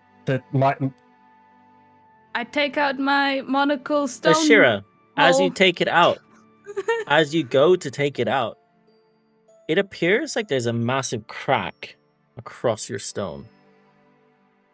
What? Does this look cracked to you guys? You would all see it looks cracked. Wait. Yes. Oh, How'd you break it? How did you I break don't it? know. I must have sat on it. I didn't. Is it broken? Like, is it actually broken, or is it just cracked? It So that looks you sat on it? cracked. Like there's a big crack through it. Like almost part of wanna it's been try chipped to- out. You want to try to use it to see if it's broke? Well, I don't know if your stupid stone is making it look broken now because it's all like lying, no? I wouldn't be surprised if the stupid stone was making it look broken. I would. I can honestly say I can't trust this thing as far as I can throw it I'm because gonna I use did my throw it stone. and it woke up in the bed with Do you- me the next day. Do you use your stone? And if not, I will call Talos for warranty agreement fine. or something. Okay. Do you use the stone? Yeah. So If yeah, I had as my compass, I would tell you which way north was. Why are you even talking? the rest of you can see, there's clearly a compass in the pouch that he's carrying at his side. Anyways, as you guys, Ashira, as you pick up the stone and hold it to your eye, you cast True Seeing because that's what this stone gives you once per day. Yeah. And as you do so, or once per week, I think it was, I can't remember exactly. So Once per correct week. me. Once per week. And as you do so, you see on Zell's hand a 12-sided stone with green etched marks on it. And what you notice, Ashira, is a smirk across it, looking at On you. the stone. Yeah. Almost like it smiled when you saw it. Hello? Do you also talk? I say to the stone. Nobody hears anything. Okay. To me, it looks like it has a lot of sides, like 12, and it's green, and it's smirking at me. Not crazy. Not crazy.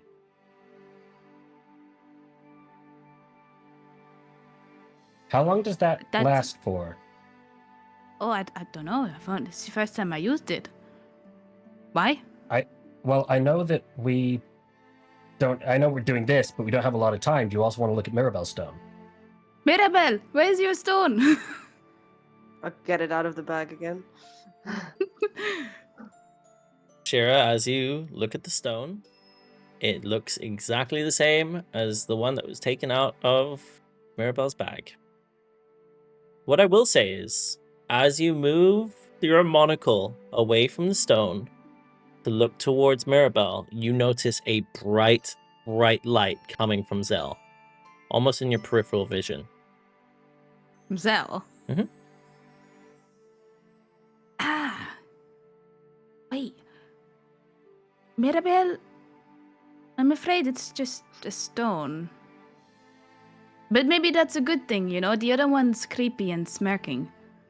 I suppose so. I'll put it back in my bag. Also, look at Zell, me. why are you glowing? Like, you're on like Do a you look- shine. Do you look back to him? Star in. Yes. As you look through the monocle towards Zell and his stone, you see in the palm of his hand is that green green runed stone with 12 sides. And again, the smirk forms. This time, Zell, you hear in your head as she looks back to you and you hear Ashira talking to you, you hear, seems like quite the trinket she has there. Best not to share this stone with the others. Zell kind of closes his hand around it. I wouldn't let this anywhere near your stuff. And I repeat basically what the stone just said to me. Cool. Mm-hmm. Would that have been kind of a threatening tone that it kind of said that in, or? Can I have an insight check? Sure. I'm not How good is at Zell this. gonna take this? A 9. With a 9, you're not entirely sure whether it was a threat or a concern. Okay. It sounded either threatening or concerning. You can't tell. Okay. Zell puts the zone back into his pouch, keeps it away from the others' items. Where'd you find that stone at? A cave in near Shroudhaven. Shroudhaven was the next town that I got to after the cave. Shroudhaven, you say? Yeah, it's probably about half a day away. Right. Why? Nothing. I'm just intrigued. I have a follow-up question if you're willing to, continue talking about it. I am. I don't want to take up too much more of the evening, but go ahead. As long as you're comfortable, speaking in front of all of us. You made a comment a moment ago. You said that this stone promised to help you keep a secret for others. A promise. Keep a not promise. secret. Promise. May I ask, what promise were you trying to keep that you needed the powers of mystical stone? A group Again. that I was part of. We did a lot to live by what we thought were Azulara's teachings. And when we needed her most, she let us down. And a lot of people died. Oh shit. I promised from then on that I wouldn't rely on the gods to protect these people, and I would find that strength myself, no matter what it took. And I'm still yet to be able to keep that promise.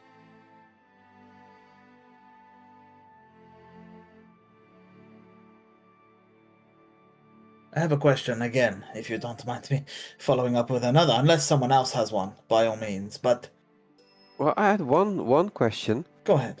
That group you mentioned before, is that why you shout out for the creed? Because I have heard you say that. Yeah.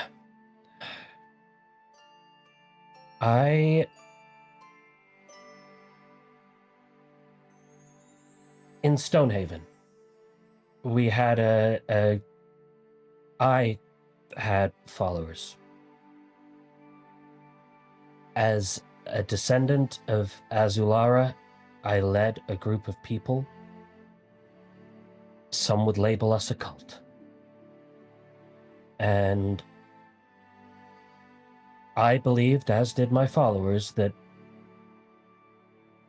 the Zelentrus Creed were the true teachings of Azulara. And I still live by the teachings of that creed to this day, but just no longer for Azulara. And Zell goes into his pocket. He goes into his cloak and pulls out a scrap of paper. And I don't know if you've got the copy of it, Patty, but I made like a little handout thing of the Zelentrus Creed. I don't have know it if- on me. If you've got it in front of you. I will pop it into the chat, like the Discord chat, if that's okay for now, and we can kind of sort out the rest of it later. Of If that's all course. right. Mm-hmm. Awesome. Okay. Diddly-diddly-dum. Wasn't actually expecting this part, but I do have it in campaign. This one. Having heard Zelentrus Creed and having heard of Zelentrus before, would I have heard that before? Or is Which part? like Zelentrus Creed? Like, is there light bulb moments happening or not? You know what? As he says this, anybody who would like to do so can roll a history check for me. There will be different DCs depending on your history. I'm aware of. I will different also people's. use the bardic inspiration that I got from Zel himself. Lucky. So that's a D4, D6, D6. D6. Only lasts an hour though.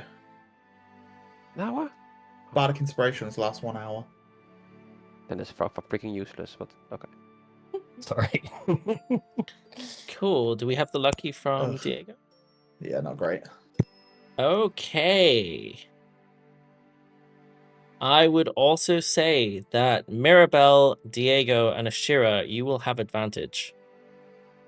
Even though Ashira, you have a 20. Now I'll roll lucky then. Because if I got advantage, I'd roll twice, right? Mm-hmm. Ooh, 16. Okay. So, we had a 13 from Sylas, a 20 from Ashira, 17 from Elirr, an 11 from Mirabelle, a 16 from Diego. I would say, Judge, you're not rolling? Okay. Judge wouldn't know. There's no way he would Cool. know. I will tell you now that Elirr, Diego, and let's start with Mirabelle. Mirabelle, Zelentrus Creed rings a bell, but you can't place it. You've heard of it. It just sounds familiar, but you can't quite place it. Anybody below Mirabelle, so that would be... Ooh. Actually, everybody rolled above Mirabelle. Sylas, with a 13. You've heard of Creed. Zelentrus Creed doesn't quite ring the bell, but a creed, you know that means followers of sorts. Maybe like a small fellowship or group of people who share ideals and ideology. Zelentrus Creed, you know this means that it's for him. And in terms of your history, you're not entirely familiar with what he could be referring to. Diego, with a 16. You recall Zelentrus Creed. It had something to do with a very tough and traumatic event for the coalition of Stonehaven. A very big side of it. Elirr, you've read, with a 17, you've read about something, maybe a news article that came to Aethria mentioning somebody called Zelentrus. It all comes to you at this moment. It had something to do with Stonehaven, and it made the news all the way in Aethria, which doesn't happen. Ashira, I would say you have heard of the Zelentrus Creed. You're familiar with a massacre that took place in Stonehaven. You're familiar with multiple deaths and a lot of fighting on the streets of the capital city of Terra Mora. Somewhat relating to the name or words Zelentrus Creed. That's Okay. what you guys would know. Can I put two and two together? And if I'm saying it was a pretty traumatic of event that the coalition would have been a part of, surely that's the Stonehaven massacre, right? Yes. That's what he's talking about. 100%. Yes, you Yeah. would know that. Yes. Because he also asked about survivors of it. So Yep, you could do that. I've left it to you as the Okay. character. If you believe your character would put that together, I believe he would. Then yes, you have made that connection. The Stonehaven massacre, related to in some way or part the Zelentrus Creed.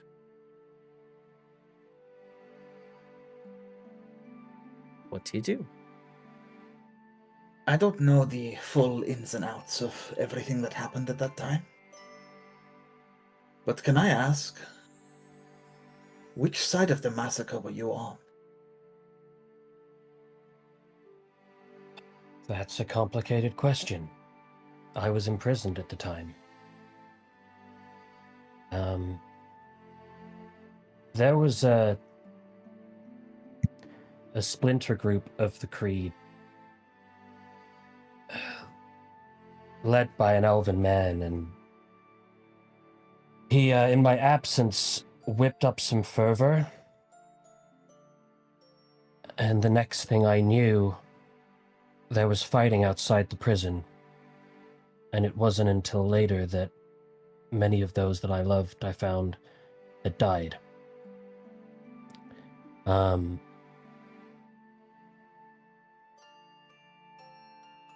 So technically, I'm on the side of the people who rose up, but it was never my intention for that to happen.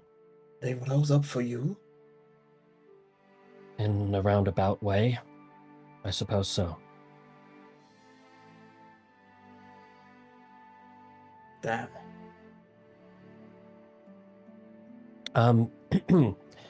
Anyway, that's a lot of memories. I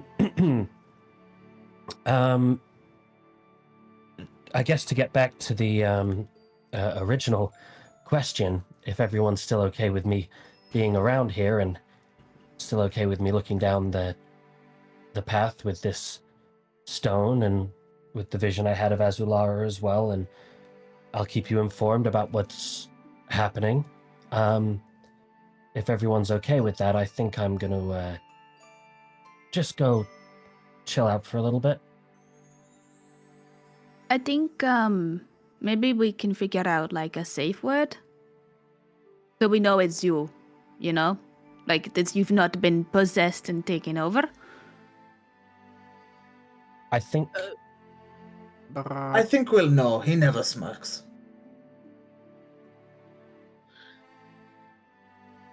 Zil, I don't know agree. much about your history.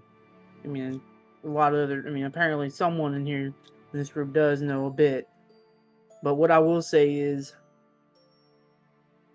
whatever your past may have been, whatever you might have done, I don't think it's the same man I just saw a day ago running right up into the fire, willing to fight the cultists attacking that grove. I mean, you were there before any of us got there, and you were already fighting before any of us got there. So, you have my respect, and so far I have no reason not to trust you. So I trust whatever you decide you want to do. Thank you. Well, Sylas, Mirabelle, Elirr. honestly, I didn't think too highly of you, first impressions and all that, but recently I've learned there isn't much, to judge. You just had interesting ways of expressing your concerns, maybe, and I misunderstood that, but I have nothing that against you being here and pursuing to. You're clearly troubled, and this creed, it even reached all the way to Atria, and it must have been a big thing, because Stonehaven used don't reach us usually. So yeah, you pursue this, and I'm sure all of us are gonna be willing to help. Thank you. Mirabelle, Sylas. I'm speechless, to be honest. Similar to Diego. But thank you for telling us this. It must be a difficult thing to come to terms with your past, no? Yeah, and I don't know if I've come to terms with it yet. Keep reaching. I'm sure you'll figure it out one day. As a matter of fact, I think it's pretty courageous to open up about it. Like, don't we all have secrets that we don't want to get spilled? I'm like, this is a big one. Like, I did not know about the massacres, and basically you're a cultist who chases down cultists now.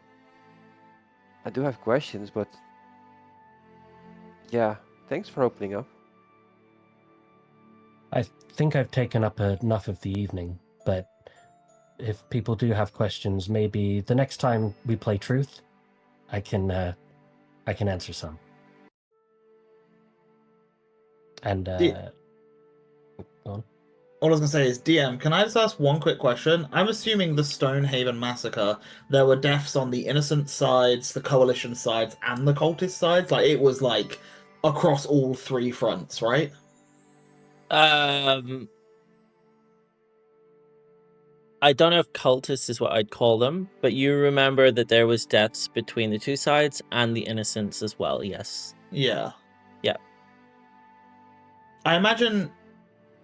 Do you think what would the media outlet of Stonehaven would have referred to the Creed as?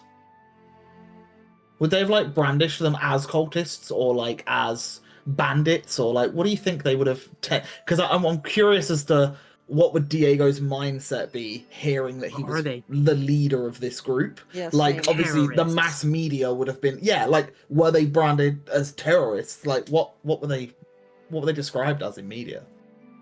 You would know that the article would state that the Zelentrus Creed had followers who would incite chaos throughout the streets of Stonehaven. So they were purely called followers. But they are known to incite chaos. So maybe fanatics? Definitely, would that be a word? definitely Yeah? a fitting word, yeah, Okay, from cool. your standpoint, yeah. No, that's fine. Sweet. Yeah, I think Diego's just silent at this moment. He's sort of like processing everything, because I imagine he may have even known a few people that died himself, because he worked with the coalition and... Diego knew people who had died during the massacre.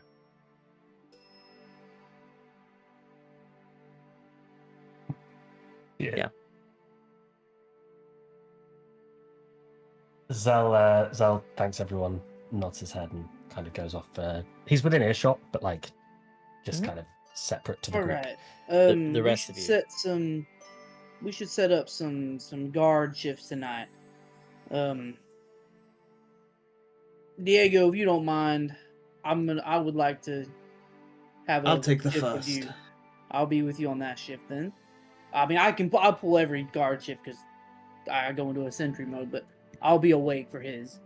Who wants to take the second? I think I wouldn't mind just sitting with Zel if anyone else doesn't. You and Zell? Zell, you good taking the second shift? Zal kind of Alright. like thumbs up from the... And third shift. How about the ladies? Would you two mind taking the second shift? Or the No last shift, my bad. No problem. Okay. But of course. Thank you. Sylas, after everything you went through today, I think it's fair we give you a night off. That is quite appreciated. And I had a good night's rest, but yeah. Well, Thanks. you have a really bad hangover, and I be fixed up in the morning. So Dog hair. take the night off. Dog hair! Perfect. So does everybody head to their tents? Is anyone doing anything before you fall asleep? I'd say there's maybe half an hour or so to spend here. Elirr would Elirr would actually like take wing kind of and go fly up and try and find like maybe somewhere he can perch. Just be a bit away from the rest. He's gonna take the crystal with maybe, but nothing else. Just like kind of perch in a tree or somewhere on a rock. I don't know what's around. Yeah, there's a lot of trees, so you'd be able to find one fairly easily above you. Yeah. Do you find a little branch to sort of sit on and perch yourself on? Yeah. Yeah, and we'll just kind of sit there in silence, pray again, like similar to what you did last night, and then listen to the wind. And As maybe you're there, hear you're something. listening, and you just hear that sound as a bubble pops next to you on the branch. But yeah, you sit and you sit beneath the stars, maybe say a few words of prayer. Is that what you do with your evening? Yeah, and just kind Cool. of cradle the crystal in his lap and just sit there in silence and contemplating his next move, I guess. Cool. Perfect. The rest of you, anything else that anyone is doing before you fall asleep? Silas would, or I would, look up at the stars and just murmur like a little prayer, like, please protect us today. We already had it rough, so please provide us with a fruitful night and save these people from disaster, I guess, before I head to my tent and get some good night's rest. Perfect. Very nice. Anybody else? Diego sits in front of the fire, like on the floor, not on the log, like, and presses back up against the log.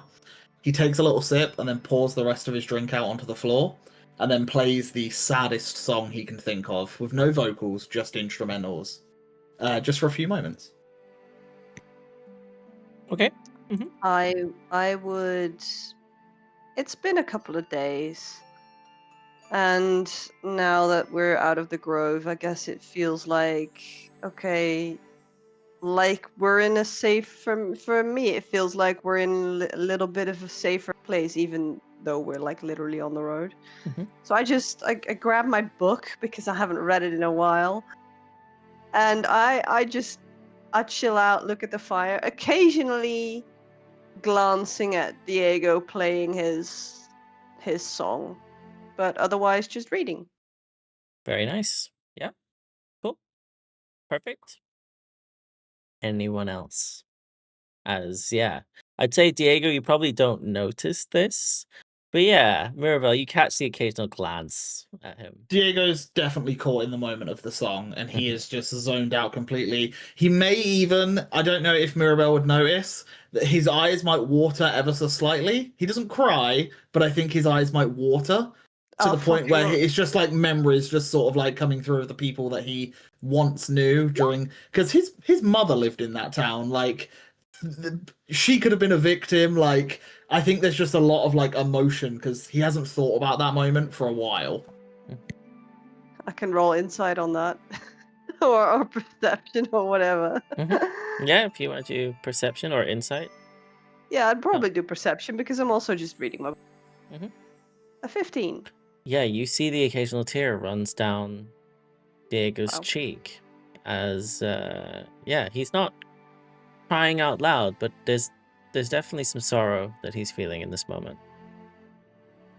Okay. I'll make a mental note. Cool. Ashira, are you doing anything before you head to sleep? Whatever time I have left of my truth seeing, I think Ashira's just gonna go round the camp, look at things just to see what it's like. Yeah. Ooh. Okay. Maybe see if she can spot the forest guardian in the distance. Can I ask where everybody is at this moment while this is all happening? Oh. I think Judge is sitting at the campfire as well. I think he's just keeping an eye.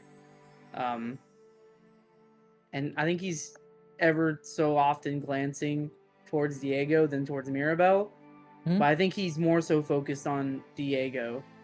As he heard he saw Diego in that conversation, and he's just thinking. Judge is just thinking a little bit about it. Okay. Elir's in the tree. Mirabelle and Diego are by the fire. Zell, where are you? As you're muted. Zell is about. Zell's pretty much where he was, and probably where he'll bed down for the night. He's been writing in his journal, and at some point will kind of fall asleep, kind of roll to his side and kind of fall asleep where he is, about a stone's throw away from the fire. Perfect. And Sylas, where are you in this moment? Sylas would be almost in his tent or heading into his tent, almost like. Perfect. Yeah. Ashira, as you look around, you see basically the camp. You see the others. You see everybody getting ready for the night. You don't see Elirr, but you do know that he flew up earlier. You heard him fly on up. And I'd say that, yeah, you sort of see everybody doing what they said they were doing. That's about it. That's what you see. I think just like a double check over to Zell that nothing weird is going on with the stone, and then she'd probably head to bed. I think he's got it tucked away somewhere now, has he? Or he has, okay. Yeah. Okay. Cool. So yeah, you all bed down for the night. Diego and Judge, you are our first watch. As the others, you all head to your bed to fall asleep. What did the two of you get up to? I immediately sit right next to Diego. That was wonderful playing we did there. Oh, it was nothing. I saw that you seemed like there were some memories brought up. What Zell was talking about. Yes, I worked in the coalition for some time. There was deaths on both parts. Some good people died. I'm pretty sure my brother was involved with it as well. Your brother? I wasn't in the city at the time, but my mother works near where it all happened. It could have been her, could have been my brother, but there were some good folks that did die. I haven't thought about it for quite some time. Usually I'm quite chipper, but yeah, it just resurfaced some thoughts. Well, if you ever need to confide in someone about anything, I'm willing to talk to. I'm willing to listen. Maybe not even say a word, but just listen. But thank you. I mean, what was your feelings about? I mean, how do you feel about Zell? Do you trust him? Is anything about what? Zell has been nothing but kind to me, and to be honest, it wasn't his doing, the massacre. I agree. It was those under him. Trying to break him out, he had no control of what was happening. I do not blame him. If anything, I feel sorry for him. Because the responsibility weighs on his shoulders, and he had no say. I agree. At first, I thought he was a little odd. He is. He is. But That's how we all, eh? I agree. But I have respect for him. I think he's done nothing wrong to us yet. At least not yet. I have no reason not to trust him. But I trust you the most, which is why I wanted to speak to you about it. Oh, steady on, Judge. I didn't think you were capable of flirting. I don't know what flirting is. I'm just kidding. I just felt like if I was able to confide with anyone at this point, you would be the one I know I can speak my mind to and not feel like I'm being judged. Get it? Just yeah. Good play on words. You're welcome. I've been learning a lot from you, actually. That's where I got that from. Oh, that's a terrible idea. I know, a little bit. Is your mom okay? Is she? As far as I'm aware, How about your brother? The less said about him, the better. Right. Right. He's probably in Sylvanthal at the moment, so that'll be fun. Judge, or not Judge, my bad. Sorry, the day's been long. Diego, Zell mentioned Shroud Haven. Have you ever been there before? No, is that not towards the south? I do not know too much about that area, but I've heard of it. I'm gonna say something to you, but I don't want you to tell anybody yet. I want this to stay between us. My lips are sealed. I was visited by somebody last night in my head. Okay. It wasn't Hildegard. Oh, was it This- L'Oreal? No. It's no one we've met yet. I didn't even know of Okay. him. But I have a past. I was in Shroud Haven at some point. I don't know what I did. I don't know what happened Before Sylvanthal? before Savantha. I didn't I know don't there know. was a before.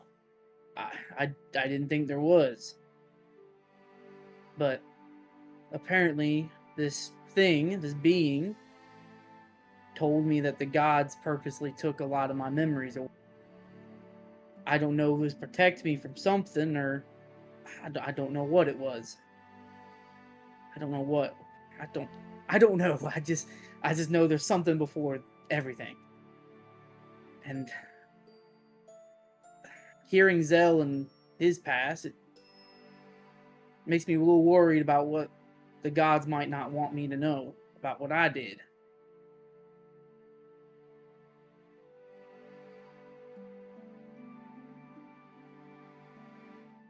Why would they repress? Don't Why know. would they show you it now? Well, it wasn't Hildegard that showed it to me. It was Who was it? Kareth, the Who? god of vengeance. Oh, okay. Apparently, I'm supposed to. He wants me to follow him instead and enact vengeance on something, someone, beings. I don't know. It happened since, well, after the attack on the grove, and I said I wasn't feeling Hildegard very much. I don't know if he took advantage of it. Maybe that's why he went into my head, was to try to, or maybe this was part of their doing. Maybe now that the good gods are being silenced, maybe gods like him are able to make I was their going to influence. say, if... I wonder just how many gods have actually been affected by this, because I have this mark on my chest, and I pull my tunic down just a little bit. Yeah. I've noticed, it doesn't feel as bright, you know? I'm worried. I don't know what else to really think of it. Is Hildegard a prime god or lesser? She's one of the I can't think of the word right now. She's one of the not a lesser god. She's one of the I It can't is think of the lesser word. gods. Lesser? Okay. Yeah, she's one of the lesser gods. She So that would mean it is not just the prime that are being affected. Maybe all of them are. But then how is vengeance able to weave its way in? Maybe it's based on alignment, like if they are good or bad or in the middle? I have a feeling that they are silencing the gods that look for the good and instead are allowing the middle aligned and those worse to play into effect, which leads me to my second point with Zell and that stone. I got a good read from it, but I don't trust it. Something's up with that stone. He also said it was the goddess of misfortune, eh? And if it is the goddess of misfortune, is that a good god or a bad god or a middle god? Because I don't think misfortune is not a good thing to give people. I don't think that's misfortune. And I am one incredibly lucky person. Right. So, Agreed. I think there's a god in there that I need to study more. That's why we need to get back to Savanthal. Oh, Maybe we I could can have a find look. out more. Yeah. Yeah, but You allowed in the temple to do research? I don't know. Maybe I'll go in and take all of the books outside and we can read on a bench. I'm just worried, Diego. I didn't think this would be the path, the life I was going to be thrown down. And now with all this stuff happening towards the gods and things, it makes me wonder. I mean, there's a lich out there, for crying out, which I don't know about you, but that thing... Yeah, I'm not too fond of interacting with one such thing. To be honest, it scares me a little bit. You should have more faith in yourself, though. You know, you truly are incredible, the things you have done. You know, I came up with a title for you. A title? I just got a Yes. name not too long ago. It was just like a week ago. You've now come up with a title. Yes, Judge, the Iron Sentinel of the Last Light. Good, Wow. eh? That, I've got a few more work in progress. Titan of Time, the Titan that Time forgot. The Unwavering Saint against the End Times. wow. Don't worry, I'll make you epic. I don't want to be epic, really. I just want the last light is what I just think. If the world ever goes to shit, You will be the I would- beacon, a blaze of glory. I just want to be that small light in there that people can cling to. Like a moth to a flame. Sure, whatever title you find worth, but I like this group because I feel like if the world did go to shit, I wouldn't be the last light. I mean, you are in this group, you and Ashira, and I mean, everybody in this group. They're all good people, even if they might not have been the best people in the past. Yes, but it's what matters now. Exactly, what matters now. We helped out a grove that I have absolutely nothing fucking to do with. But, you know, we try to help. You had a lot to do with that grove, by the way. I think you're selling yourself a little short. I mean, No. I mean, like, as in, I don't have anyone that I know there, or I have any ties to it. I mean, you know, we help out. right. I agree. Yes. I don't know if I want to go back to that grove again. I mean, she didn't really... That goddess there, she didn't really care about me too much. I don't think. Not all will. No, you're right. True. Well, I'll get Elirr up. Would you mind getting Zell? I Yeah. don't feel. Thank you. I will get Zell up. And it's there that I think, before you go wake them up, that we take a quick break. I will say, before we do, Diego, as you get up to go wake Elirr, you hear some murmuring coming from Zell. But yeah, we'll be right back. And we're back.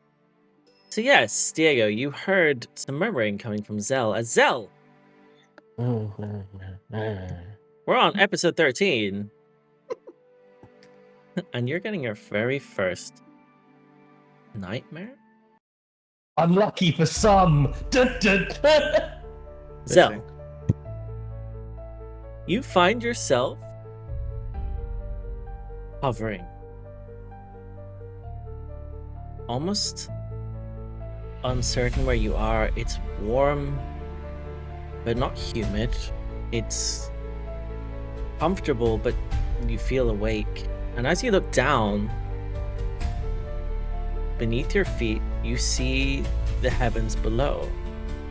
What you can see on the world beneath you, you recognize some of the outlines. This is Celestria. As you look around you, there's clouds swirling, moving. There are stars around you. And in each corner of this place that you're in are 4 golden blades. Bigger than you, bigger then the world beneath you, and before you is a staircase made of clouds leading up to a very bright light. It's at this moment that as you stand hovering, you notice in your left hand is the stone. 12 sides, each glowing green and purple.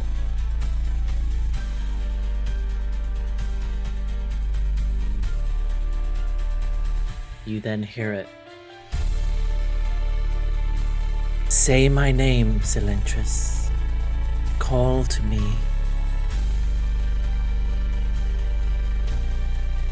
What do you do?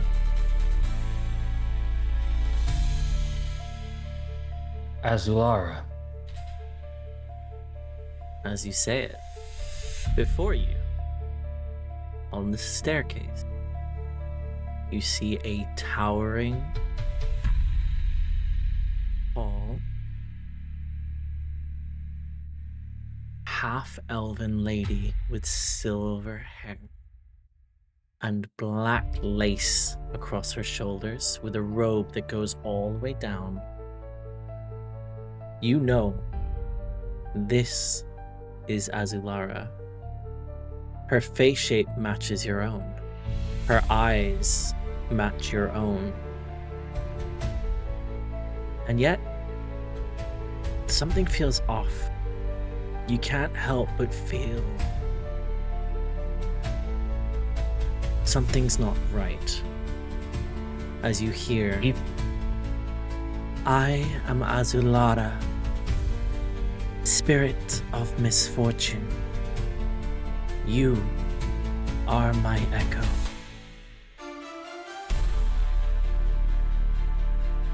Even now, you can't take your true form. You don't think I know where my bloodline comes from?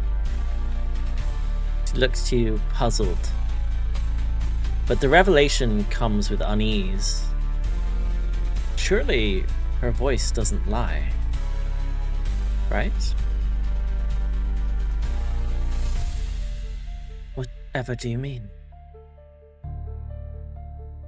You're not elven. You're a changeling. That just means that's why our skin I is can silver. take my form. However Then I take your choose. true form. But as usual, you run from the truth. You run from those who look to you. You run from those who start to live their lives for you, to guide others for you. You let us down. You let all of us down. They died because you couldn't be bothered to listen to everything we were doing for you. She looks to you. Why would I trust you now? You see a smirk on her face.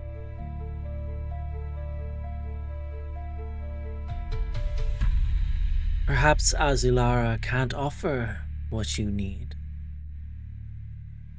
Perhaps you need to seek another.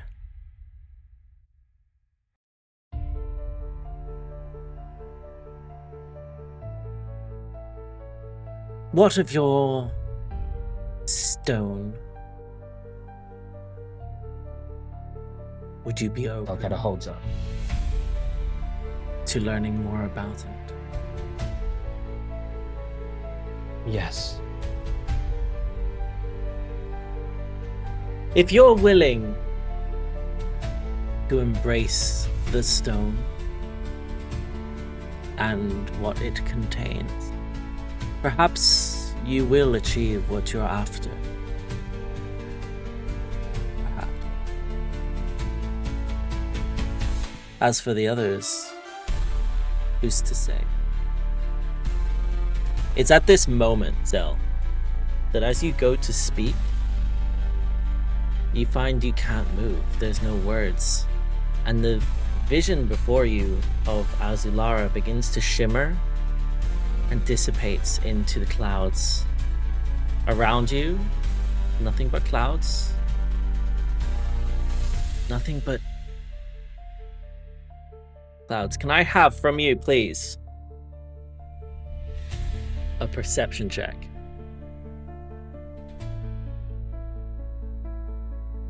That's a 12.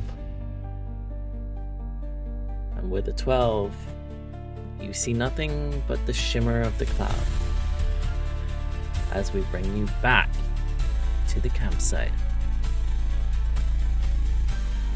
where you wrestle and wake, feeling uneasy.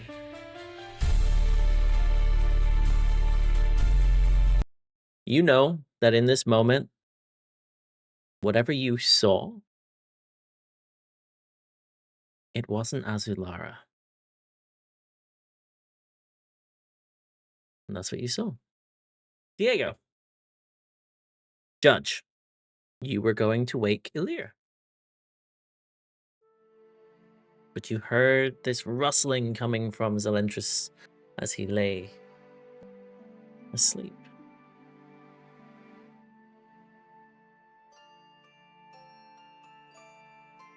What do you do? Good luck. And I still go to Elirr's tent. Yeah. Judge will just kind of walk over to Zell. What is he just mumbling? Like, what is he saying? You can see he looks to appear in a sweat of sorts. He doesn't look comfortable. There's the occasional sort of mumble of "stop," and you can't make out what he's saying. I'll just lightly shake him. Try to calmly wake him up. I think Zell would bolt awake with his hands around Judge's shoulders. Calm down. It's a friend. It's a friend, not an enemy. Are you okay? Yeah, I guess, Nightmare? yeah, I guess, maybe, don't ask for what you're not, prepared to get. Okay. All right, well, if you're okay, all right, make sure you take some deep breaths. I'll be up if you need anything. I'll be in my sentry mode. Okay. Elirr's taking watch with me, right? Yeah. Okay. Don't worry. If you need me, just tap me. I'm right there. Okay, we'll be fine. I know you will. And I'll just walk to near the campfire, and that's where I'll go into my sentry mode rest right before I say a little prayer to Hildegard, and then I'll go into a nice sleep or my sentry mode. Very nice. I stick my head into Elirr's tent.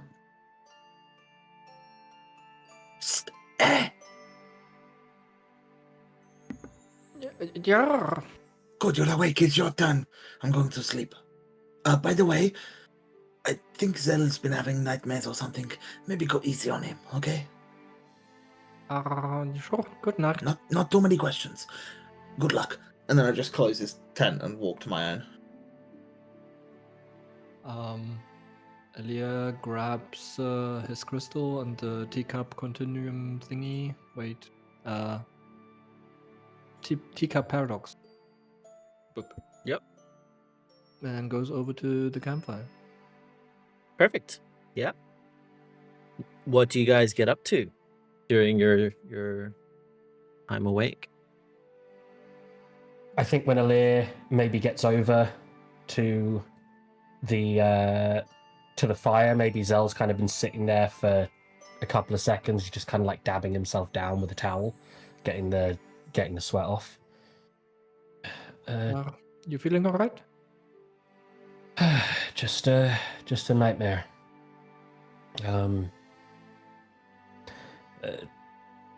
I saw Azulara, and it brought up some emotions, and I got a bit angry. So not the stone, but ancestor. Maybe also the stone. I need some time to think it over, I think. Probably in the morning on the ride back. Oh, how are you? I don't know. I'm confused. Or, with the questions last night, I went and I had it on my mind for a long time to find out what I should do next, where to go. I feel a bit lost. I don't know where from. All of you have, family you have passed, but I don't know. And I tried reaching out, but I had weird dream. Tells me I can't find answer in book. I don't know what to do. Well, how about this? And Zell chuckles a little bit. For the fact that we seem like the two almost most polar opposites of the group, we have something in common. How? Well, you were stuck in a birdcage for the beginning of your life, and I was caged up in a prison for a decent chunk of mine. I guess for probably very different reasons. But it's something that we have in common. Both in prison for a misunderstanding. Well, I always saw us make the best of it. Yeah. I was lost before, and now I'm still lost, but at least I was found in between. And he took good care of me in the end. And he took me from where I was, where I was alone and lost, which was not my home either. So it's always a good thing somewhere. Your dream said that you're not going to find the truth to your past in books. Well, it said not all the truth is in lore. I should listen to wind. And has the wind told you anything? No, it been quiet. I tried, the meditating or the praying. Since you guys all talk about gods, I thought maybe there's help. And I went earlier. I sat in silence somewhere where lots of wind, but I hear nothing. You do magic, right? You're a wizard. Yeah. Maybe one of the answers is to find spells, no matter how tangentially it is, that relate to the wind. Maybe if you focus on that side of things, answers will come to you over time. Well, I do have this book. It's on spells. It's not the most complex of spells, but it's interesting. And I do have other book that was specifically for Master. Gonna read that next, but I want to finish this. What's the other book? Is it anything special or? It growls. I feel like that book's maybe more important than you've got a growling book. Yeah. I wanted more peace and quiet when reading it before, and so I thought it wasn't best time. And what's the book you're reading at the moment called? The Teacup Paradox, Conjuration, Calamity, and Two Sugars. It's a gnomish book. And the other book growls, and you're not reading that one now. Well, I'm almost finished with this. I'm gonna do the other one tomorrow. Elirr, but I know what you mean. I'm also very curious. You have to tell me what's in the growling book. I want to know what's in the growling book. It's a book that growls, Elirr. Come on, man. Funny thing. When I got book, they told me not to answer when it whispers.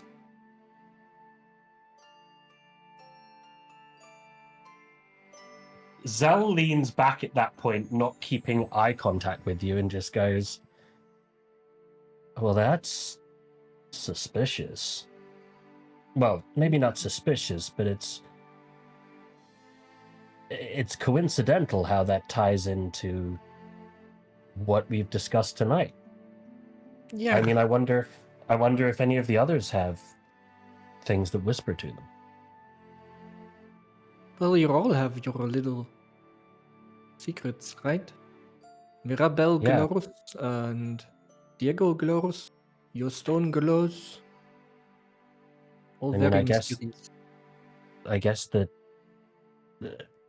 we know that Judge gets whispers from the gods. That book will apparently whisper to you. My stone talks to me, whispers to light a term.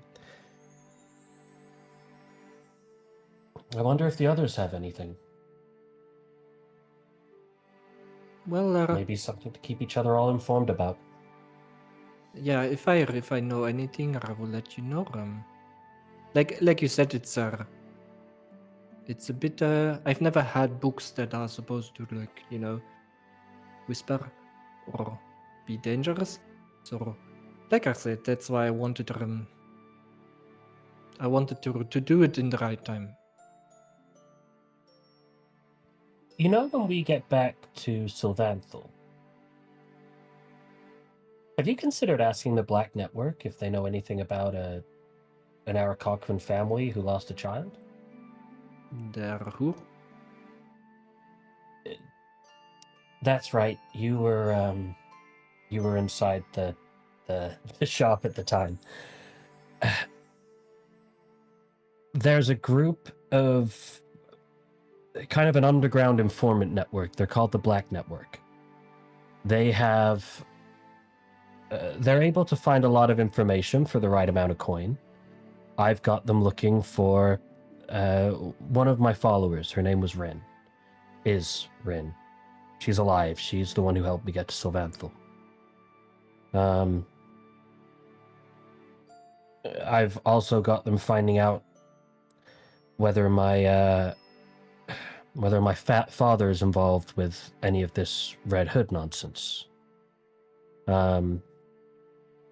Ashira's also asked them to look for things. I don't know. It might be beyond their purview. Might be something they can help you with. I'm sure we can chuck in a few gold pieces and find out. It's a good advice. I guess I was very focused on where I was found by my master. Like, how did I get there? It all seemed very weird, and like I got, how do you say, spirited away from. So I don't even know where to look for family in the first place, if I don't know how I got there. Well, if you tell the Black Network where you were, and you ask them also if there's any Arakocran families that are looking for a missing child, or lost a child, or abandoned a child, sorry if that's the case, then who knows? Might be something for them to work off. Thank you. We'll also look for to look for maybe what your stone is, what it is, really. Yeah, I'm sure that will come up over time. It doesn't appear to want to go away. But, hey, I made a promise, and I intend to keep it, and if it can help me get there, then so be it. Thank you for being open. I find I it's guess- going to be the best policy. I guess Elirr will just try and read his book. Finish the Yeah. book tonight, hopefully. Cool. You guys have like this beautiful moment by the fire. I'd say that the two of you are there. Judge is on sentry nearby.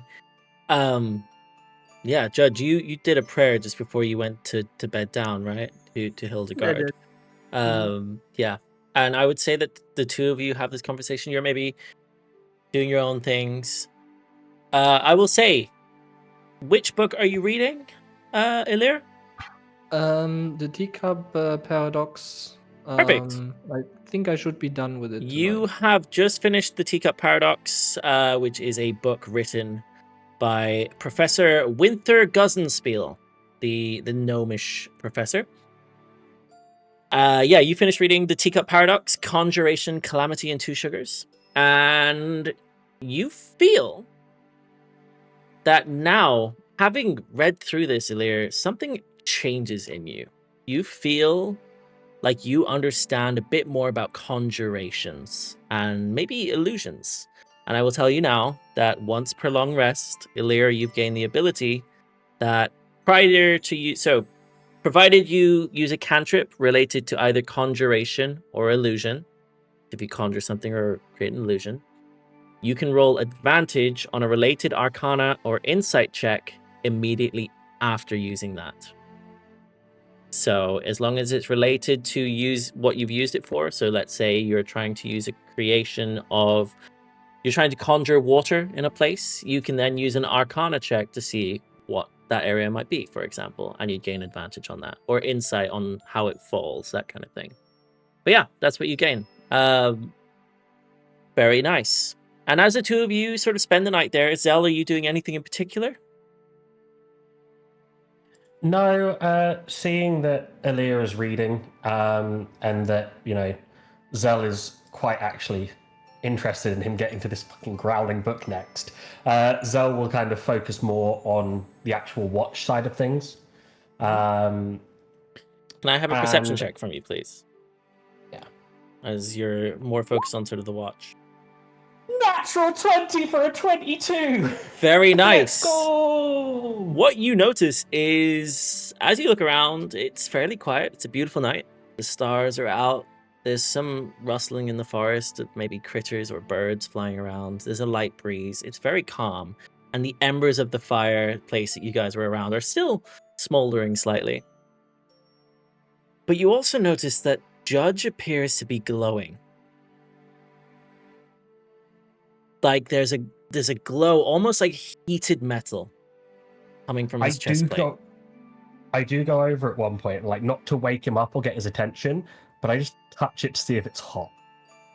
When you go over to him, you see, as you look closer, it's coming from a mark on the center of his chest plate, where you can see an open book, scroll, and a quill above it. Zell sketches it. Okay. Like, very quickly. It is normally on his chest plate, so you would normally see this, Okay. but this is what is glowing at this moment. As Judge, whilst you're in this sentry mode, you're having a vision. You're back at the forge. This time, it's not as smoky as previously. Before you, she stands. You lay down at last, metal against the earth, and as you didn't sleep, instead your vision fractured. Almost like, sort of like cracked glass, like you're looking one way and it sort of splits in two. And before you, you're back at the forge. Standing there, with each breath is sparks coming off an anvil as she smacks away with her hammer. Hildegard, this towering figure of iron and fire.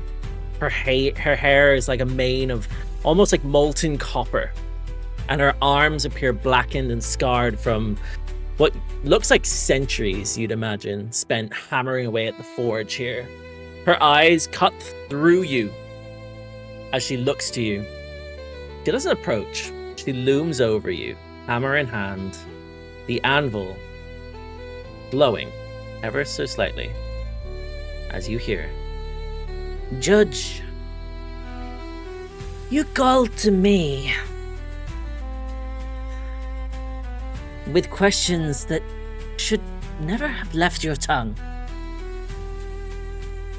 What Her voice seems questions? off, like she's angry. You have something to tell me?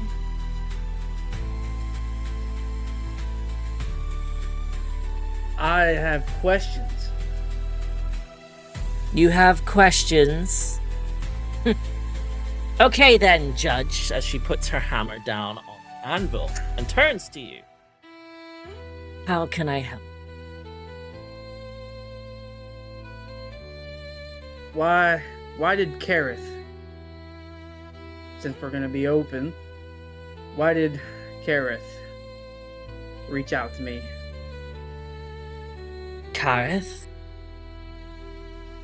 So you see she takes off these like almost metallic looking metal gloves that she's wearing.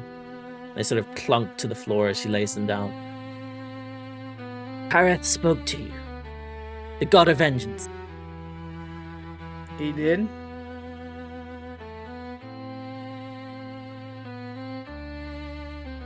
Why? What did he say? Your guess is as good as mine. Well, actually, I believe you probably would know more, but he wanted me to serve him instead. Said that, well, my memories were taken and he dropped me in a place. Listen, I'm not questioning what happened. To me, that stuff is... For all I know, he could just be trying to lie, but... I'm not questioning you. I'm questioning why he showed that to me. Kareth offers you nothing but pain, my dear. His anvil rings hollow. His fire burns only to consume. You notice that the forge flickers behind her. The flames turn to almost like a shadow sort of flicker. For a heartbeat, you see what looks like a broken anvil. Then it steadies back again, almost like a glitch for just a moment. Hildegard's hand clenches tighter around her hammer once again, this time her bare hand.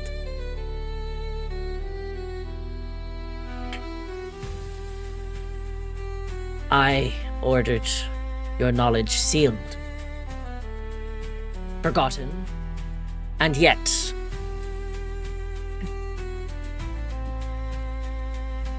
clearly Garrick left kinks in the steel that should have been hammered flat. I will speak with him. Listen, Her eyes flare, and she looks to you.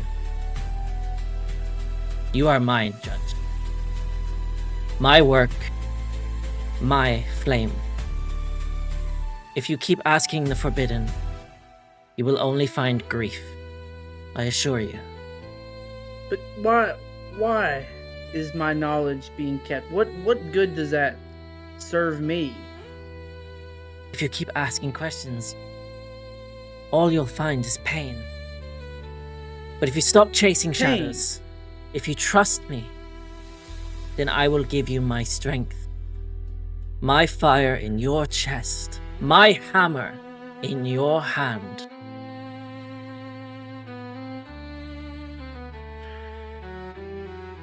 Look, the threat that we're dealing with is bigger than some memories that I don't even know what's going on with. If you believe that these memories are of no help to what's going on, then I won't chase them. If you stop chasing for them, if you stop asking and seeking memories that Thistledown asked me to remove,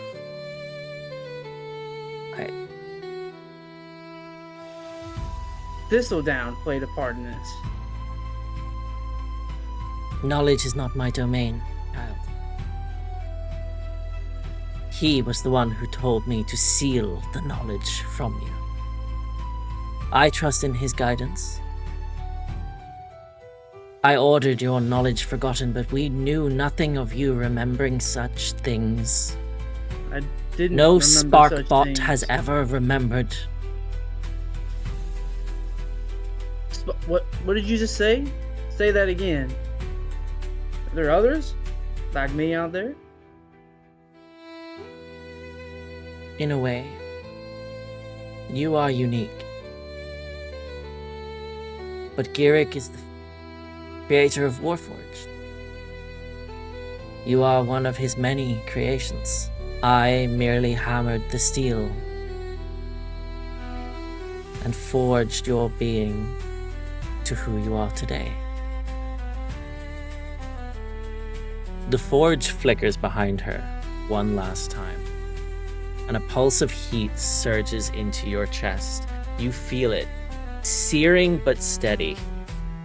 Her presence burns and then fades, leaving only the anvil before you and silence as you find yourself standing here. I will say, Judge, you don't have, when you're here with Hildegard, unlike when you were with Kara, you can't feel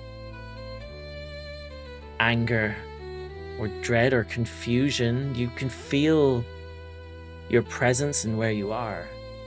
But when Kareth was here last, you felt much more. You felt the emotions. And it's at this moment that your eyes flicker for a moment. And I'd say that Zell, you see that the glowing sigil on his chest starts to fade away, almost like it's cooling, and the slight flicker behind his eyes as he lays in sentry mode, or stands in sentry mode. But yeah, that is what you see.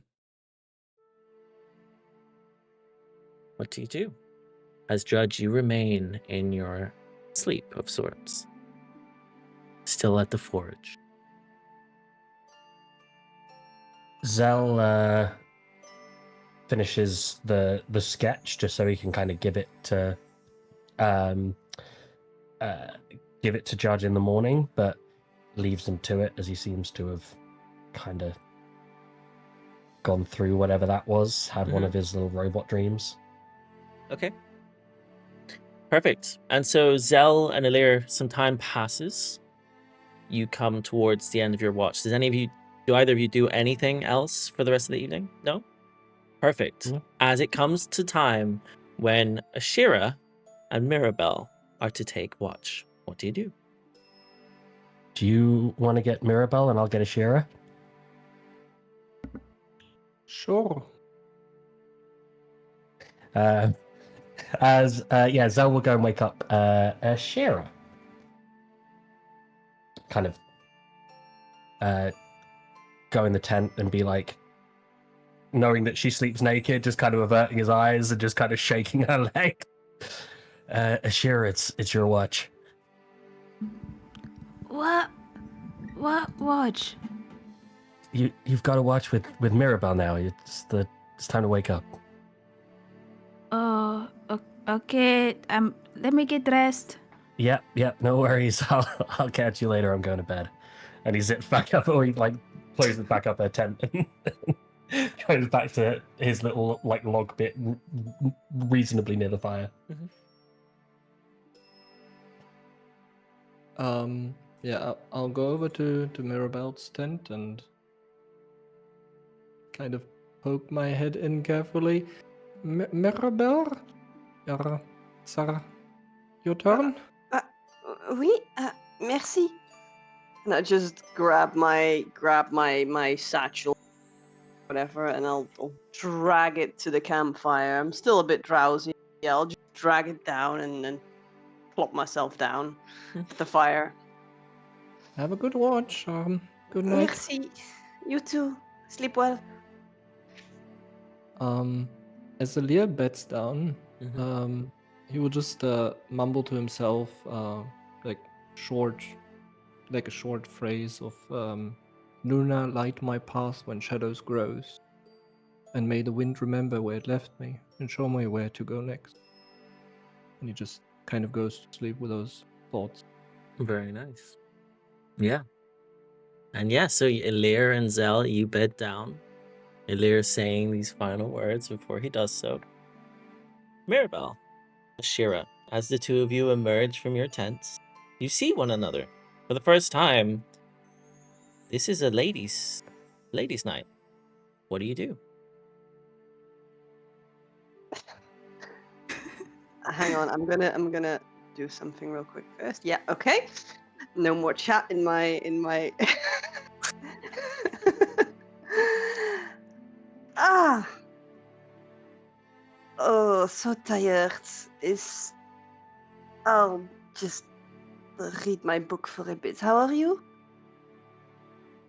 I am also tired. I wish I had more dog hair, you know.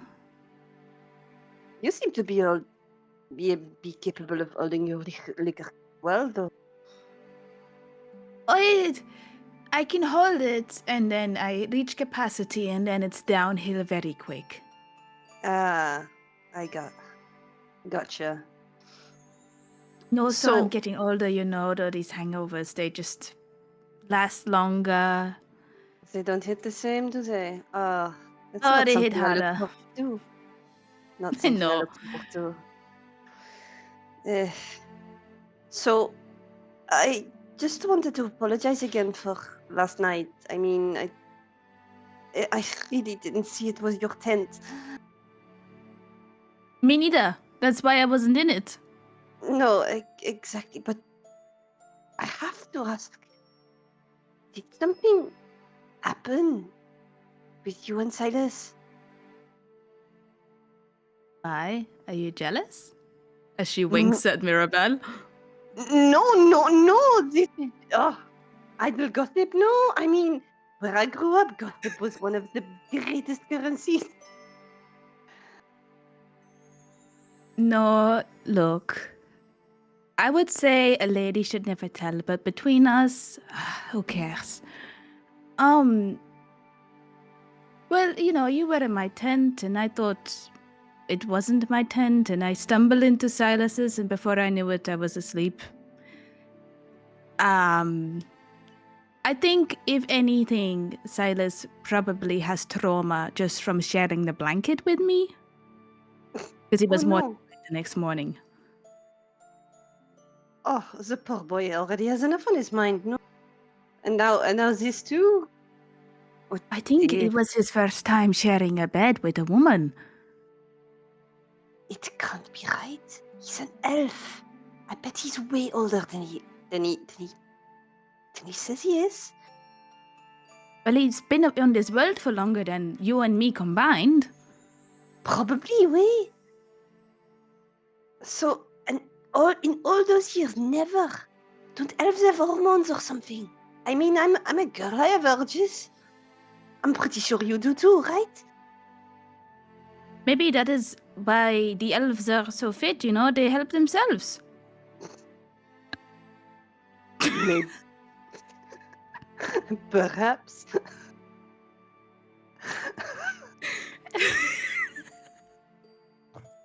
Anyway, since you've opened this can of worms, Oh, we? you say you don't know about your secret admirer, but like, come on now. We all know it's Judge, right? Of course. It's obvious, isn't it? You didn't even see the moment at the grove. There were the grove when it was just him and myself praying. So many awkward stares. It was just unreal. And it must be so intimate for you, no? Me? I don't know. I like Judge a lot. He's very kind. He's very nice, but he's still, I don't know, not of flesh and blood, if you know what I mean. Yeah, I did, you know, I was thinking who would be the worst kisser out of all of us? And it's Yeah, either between Judge or Elirr because, like, no lips, right?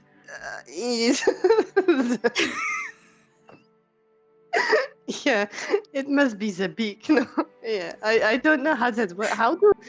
I mean, are aracocras made? Do they not? I mean, how does that work? Is it just... I hate it. Don't, Mirabelle, now I'm thinking about how birds feed other birds and I hate it and I don't want to think about it. Oh no, God, like how they feed each other little worms. No. Oh, Okay, no. I No. think in images. I do not want to talk about this any No, longer. no, fair enough. And I was having my book in my hand, and I just like I toss it out because like more smut is not what I need right now. But okay, on a serious note, do you Oui. like the game of suspense, or are you gonna tell him anytime soon? I suddenly off, but I don't know what you mean. She raises an Maybe- eyebrow. I don't know. Let's see what happens. No, it doesn't. I mean, I don't know if. I don't know if he feels the same way. No. You know I what we mean- could do? I can help you out. Are you gonna be my Do- wingwoman? Yes, Diego still believes that I am an actual fortune teller. And I could tell Okay. him. I could tell him it happened before. We can make it work again. That, somebody very special has been around him lately, and maybe he's just been too busy to see it. And then you approach. Hmm. Who knows? It might actually work. I'm not usually one to believe in such superstitions, but well, they were quite popular in my circle. He paid for it Back in- and believed it. I think he is ditzy enough. Hmm. Fair. I'm. I am willing to try it. So what about you? Are you still? I mean, if we're going on a more serious note, anyway, are you still? You must be super angry at your ex-boyfriend. Yeah. Do you not? I don't know. Can you even move on? Seeing as he betrayed you so. It was just. I feel so stupid because one thing I've always learned from my grandfather was that deception is about telling people what they want to hear. That is the best lie that you can tell. And I feel like I got played at my own game because he told me what I wanted to hear and I let him in, and then he took what was probably the most important to my whole family. So it wasn't just me, it was a betrayal of all of us, and he had slept with us under the same stars, for 2-3 months, so I just feel like I owe my family an apology for bringing a person like that into camp. And I have held hope for a long time, well, not a long time, but for a little while that hopefully he was not in control. He was, I don't know, held at knife point or maybe under a spell, but the more I hear and the longer it takes, the more I think he's just, a liar. So yes, I am angry and sad.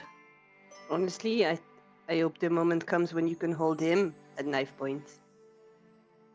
Oh, he will not want me to cross his path, but I will make sure that there is vengeance. Good. I think you deserve that. After what he did to you. Men, right? And yet here we are again, stuck with a full party of them. Exactly. Kiss, marry, kill. Go. Kiss, marry, kill. Who are the options? All of us. All of us? I could just say kiss everyone and be done with it, right? I don't want Well, to no, kill you any have to of pick one for... Kiss, marry, knockout. Knockout. And... Okay, there is 6... Wait. 7 of us, one of them being myself, so... I would kiss 2, marry 2, knockout 2. No? Okay. Unless we can't Flynn, whom I would definitely kiss. He's such a cutie. I agree. Okay. Oh, I don't know really. It's really hard. I mean, You can do one for each. You don't have to do everybody. oh, that makes it easier. I mean, I think you know who my Mary would be at this point. No, I don't have to explicitly say it, do I? Do I? Knockout? No, you don't have to say. Knockout? Purely sensational? I'd pick Judge. I don't know if he's ever been knocked out before. I think that it would be comical, especially seeing you do that. I could never. I mean, these puny hands, they could not knock him out. He's made of iron. But anyway, as for Kiss, this is difficult, no? I mean, to be honest, Zell dropped quite a bombshell, so he's probably out. I'd either... I don't know. Sylas seems to be a bit blue. Elirr, Blue? well, you... Green, sorry, green. It seems to be a bit green. He does seem to be a bit blue today. I don't know why. It's probably because of the hangover. But... And then because of... I can't stop thinking about what you said about Elirr and his kissing earlier. So I'd probably not be... Which I think is, is fair. So then the only option is you, no? I don't mind. I don't swing that way, but I don't mind. So there's your answer. How about you? I mean, I could kiss you. Yeah, why not? I would do that. As for knockout, depends on the day who deserves it the most. Who deserves it most today? Mm, We live in the now. everybody has been pretty timid today, I must say. It's the hangover. Yeah. Sometimes I wish I could knock myself out and not listen to the bullshit these people sometimes talk about, but Oh, I could have just picked me. no, we are kissing already. I'm not gonna knock you out. Yeah, I'll knock myself out. Good night's sleep. I like that. And then Mary. Oh God, what am I left with? Okay, there is Judge. There is Sylas. There is Diego. Elirr. Diego would be Well- weird because different history, and then you Oh, yes. like him would be weird. I cannot get over what we talked about with Elirr. It's just not gonna happen. But in order to marry someone, you don't have to kiss them. I mean, it's only once, right? But I like to be kissed. I don't want to be pecked. Yeah, peck on the cheek, it's a whole different meaning, no? Oh, wait. Are we supposed to keep watch or I don't even know if we're getting attacked. You okay, Finnegan? You just hear snoring coming from the carriage. Okay. I think we're fine. I think with Sylas, it is yeah. I don't know. I feel a bit like I'm too old for him, even though he's older. I can see where you come from there. I think I would traumatize the boy. I think he would be very gentle with you, though. That's the problem. Oh, you don't want gentle? You want someone to rough you up a little? I think I would rough him up.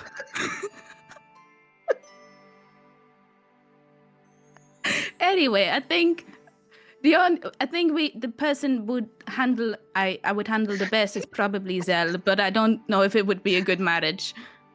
I think it would be a traumatic marriage.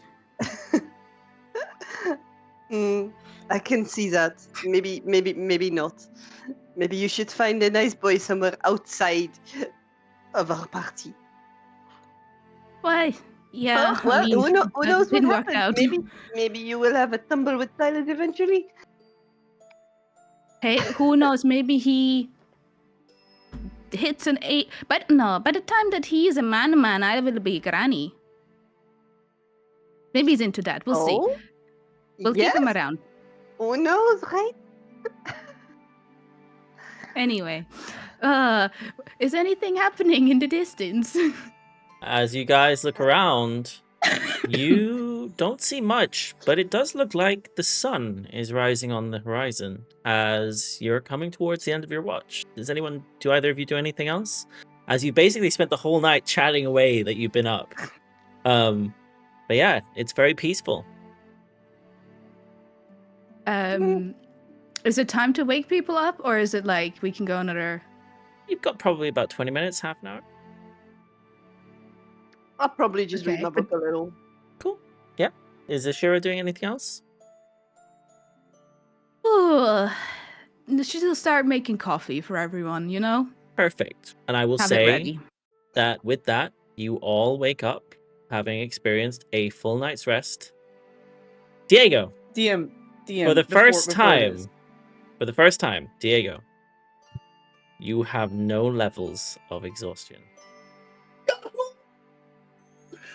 13 sessions, baby. Hey! Diego wins! Diego wins! Yes, you awake with no levels of exhaustion. Sorry, Judge, you were saying. No, you're fine. While I'm pulling my sentry, what did I just want to know what I see the reactions that those two were having. Like, what kind of faces were they making throughout the night? You would Like, have does it look like caught they were- caught the occasional blush, the shy sort Yeah. of turn away from Okay. I mainly just from wanted- Mirabelle. And Okay, you would I just have wanted- probably picked up on maybe some of the mouth movements, mentioning the names, and the occasional thing of like lips and kissing motions. Okay. Yes. I like to think when Judge wakes up, he just walks directly over to the guys. Like, he would probably try to gather the guys together, and he's gonna tell them everything he noticed. He's gonna just lay it out. We don't have to role play it out, but Judge is gonna lay it out to them. I would say the that guys. you don't have the full picture. You just know that the girls Yeah. are up having a real giggly chat about the boys Yeah, in the group. about the boys, yeah. And you Just- couldn't they were work out what. spreading- They were gossiping. That's how I'll Mhm. word it. They were gossiping about us a lot. Mhm. Their whole shift. If that's what Judge says, then Yeah. Zell just looks up and just looks at Sylas and goes, "You got to be in there, man." What do you mean? Well, I mean, you were in the tent with, like, when we came back. You guys were in a tent together. I think they were probably talking about your cock size. What's wrong with my cock size? I bet it's really big, though. No, I Listen, wasn't saying. we don't have to talk I about wasn't saying that. there was anything wrong. I was I just just- saying if they are gossiping and you spent the night with Ashira, that probably came up. Elirr, Listen, do you have a massive pecker? Why are we talking about this? This is not Yeah, the... like your beak. No. I'm shutting it down. I just want y'all to know. You need the to ladies shut are- down at night. Probably. Here's I think I'm seeing too the much. train tracks that you guys have been on, and here's where the session has been today. But our fault. you guys all wake up. You're all feeling refreshed. You notice, I would say, that as Diego emerges from his tent, he's looking. There's a skip in my step. There's a skip in his step, and he's looking particularly divine today. I Something spin about my him's mandolin. alive. I spin my mandolin around and just start playing a happy tune like as soon as I get out of my tent. Very Diego, nice. did you wash your hair last night with conditioner? You've got this kind of sheen going on. Diego the Lucky is feeling rather lucky today. Oh, God damn it. Can I just look at Ashira as he does that? Like, Fortune's favourite is, well, certainly in a good mood. What is on the agenda for breakfast this morning? Oh, misfortune take you. Rations. We have rations. Good. I love rations. Let's cook some up. Ashira made you some Oh, coffee. there you go. And I just Yeah. grab the coffee from Ashira's hand. Like, here you go. Oh, good. Thank you very much. See, I truly am lucky to wake up and have coffee already prepared for me. I'm giving Oh, them the Diego. most judgmental look ever. Let me see that hand. Which one? I have two. Oh, the clean one. They're both clean. Okay. It looks. Let me see. And I I wink give both to hands. Mirabelle. Which one do I hold the coffee in if you have both? I'll hold the coffee for you, okay? Okay, help me. I'll take the coffee out of his hands. You know, since we've last met, it seems your future may have changed. I pull out Oh, 5 silver and I give you it. Oh, There you go. Oh, inflation. This is great. Okay. Well, the last one was so good. Exactly. I heard you even wrote a song about me. May have done. May have performed it the other night. I heard a little bit. Oh. Anyway, The reading. your lifeline on your hand has changed, and so has the line of love. Okay. How long ago did this thing happen with Talia? Oh, fuck. Wait, when did it start or when did it end? When did it end? Maybe 3 weeks ago? Right, and you're 25 years old? 26. You're not 36. 26. Oh, yes, okay, 26. Yeah, you see where there's like a crack in your love line there? Around this sort of, yeah, okay, so that would mean that that's the breakup with Talia. But I Okay. see a little crossover here, which means another very important person has probably entered your life, probably in the last few weeks. And they're on your love Okay. line. And I Okay. feel that they could be very close to you. I don't know. I Diego believe you looks with at that. Ashira. Zell is standing right next to him holding the coffee. How close are they to me? Like, really close? Like physically or like mentally?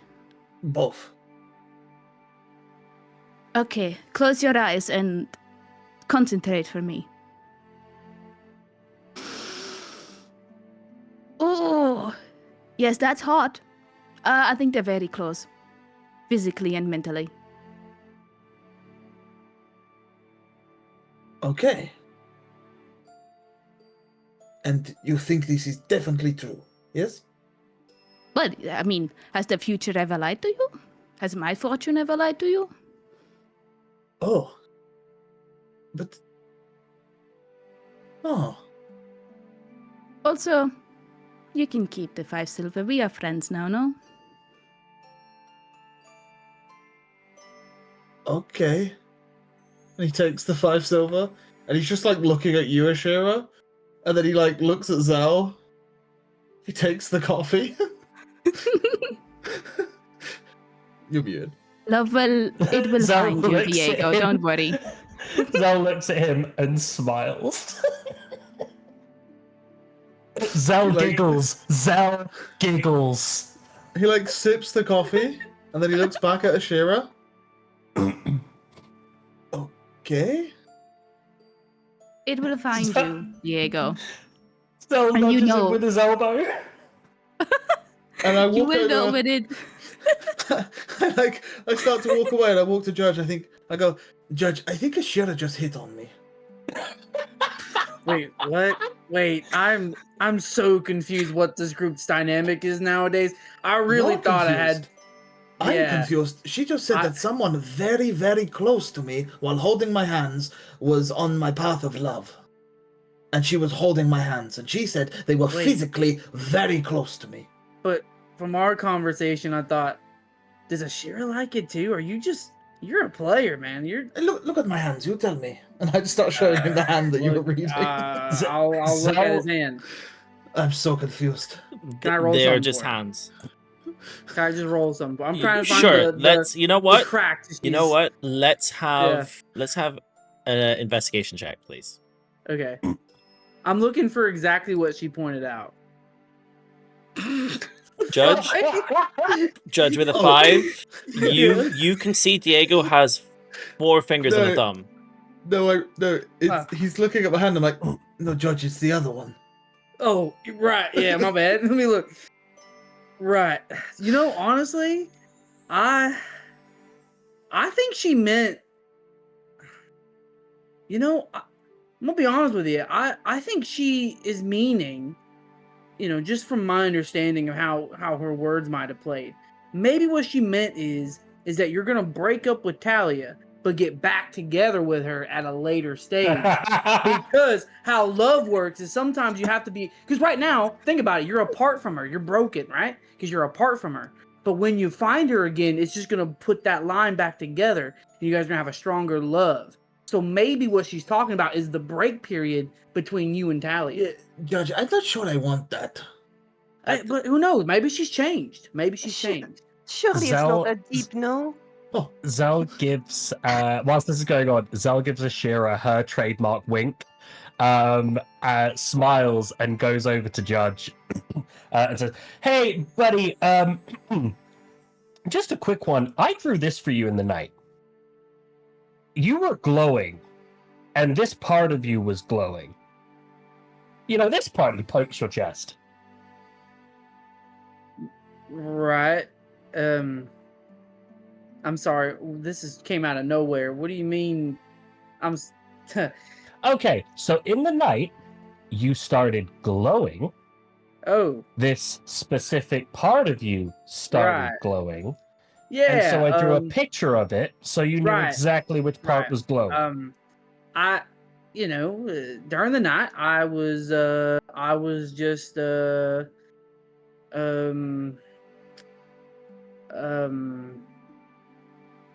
there's a lot of things that are happening right now. For me, I don't know. Maybe we should put a pin in that conversation, and we can revisit it at a later stage. Okay, but you can have this. I made it for you. Oh, thank you. Right. Zell is not a particularly great artist, but he has drawn a sketch of your chest. Thank you.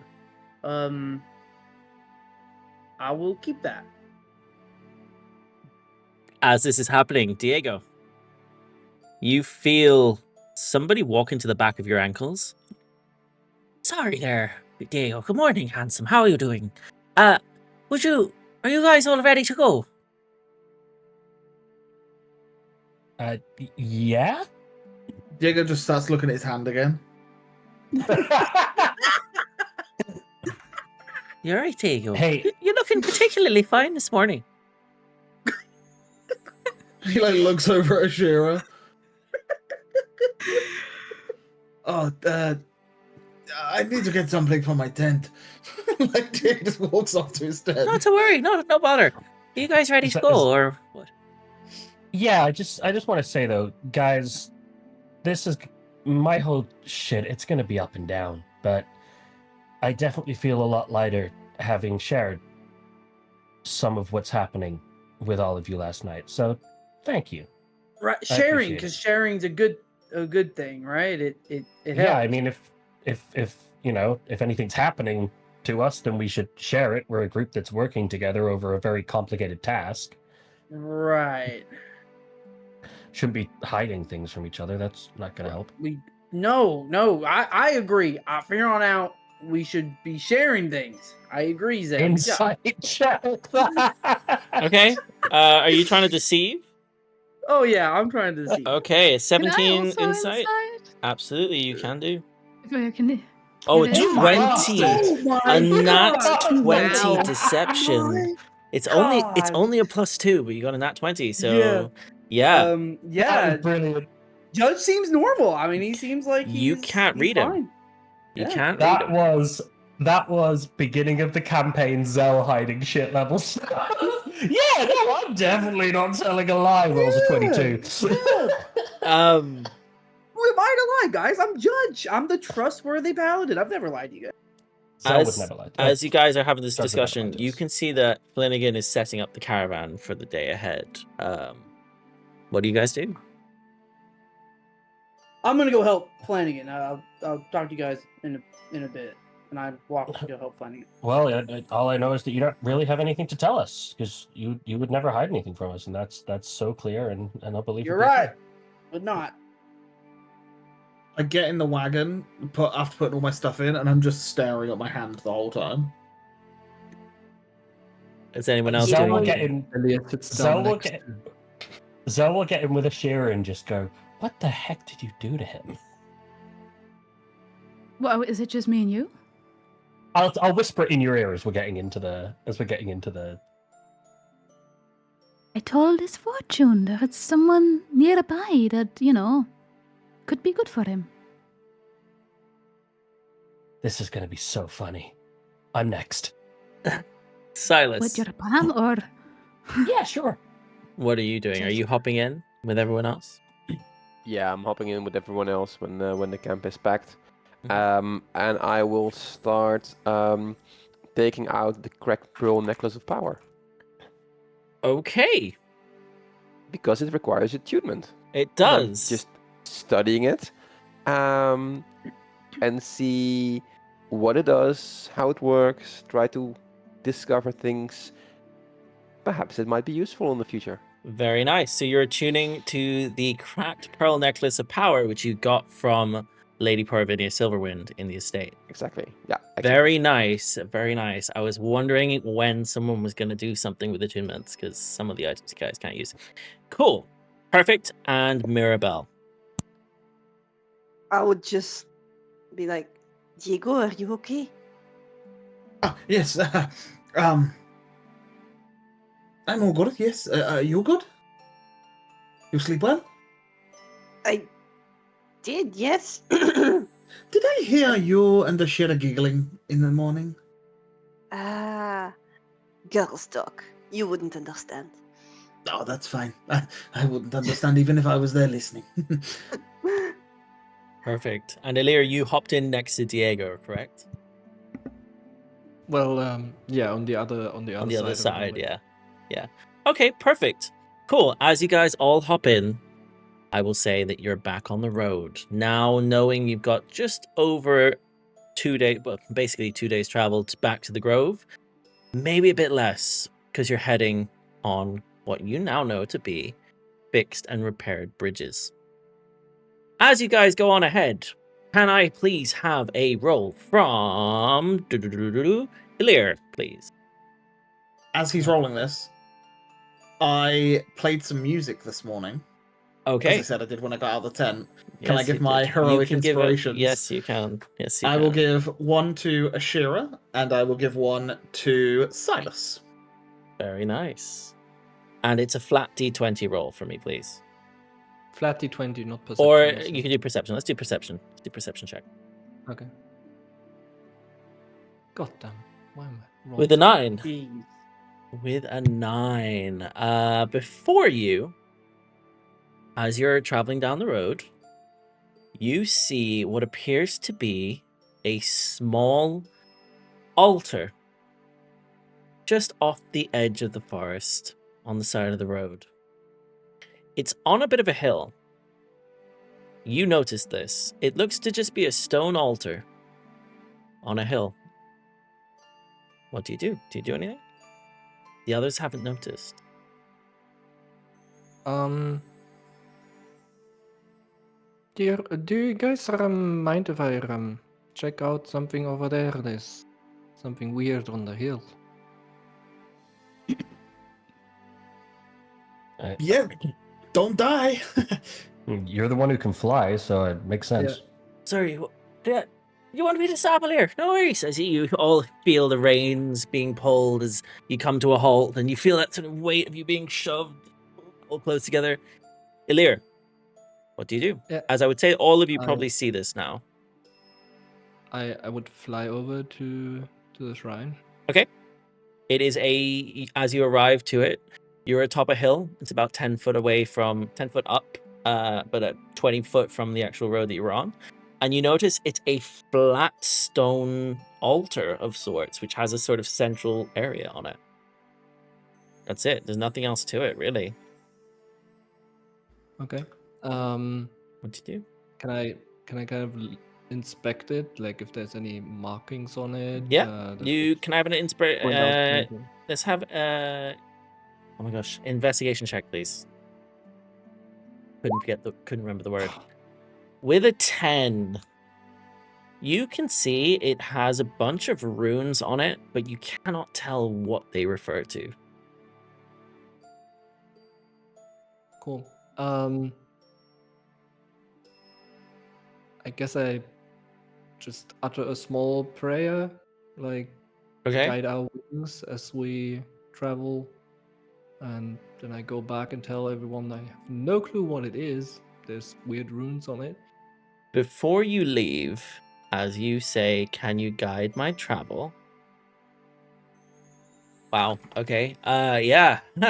As you do so, you see atop the altar forms 8 gold pieces. I take half of them. leave Okay. The rest. You leave the rest? Yeah. Okay. You can add 4 gold pieces to your sheet.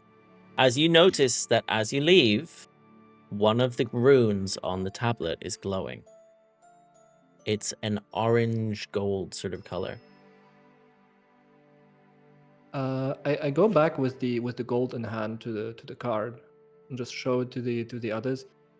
And I found this altar. I don't know what it is. There's strange runes, and I said I want some guidance for our travels, and then gold appeared. I took half. I don't know why, and it's glowing now. The altar. Anyone say anything? I guess it's your lucky day too. Get in, let's go. What language were the runes in? I don't know. I didn't know them. You want to check? I mean, I wouldn't mind. As you look back it's- at the hill, the altar is no longer there. Cool. Nice. Cool. Do you hop in and get back on the road? Sure. I pocket the gold and get Very back on the nice. road. Very nice. And as you guys head down the road, you get more distance than you thought you were going to today. As I'd like to ask Ashira, please, can I have a perception check at advantage? Advantage. Ashira, 22.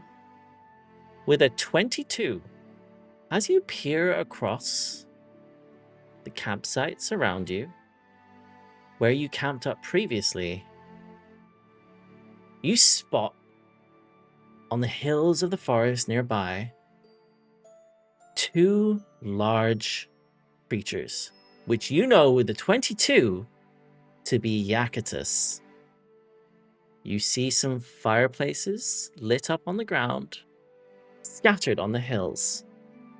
Ashira, with the 22, you recognize these Yakutus.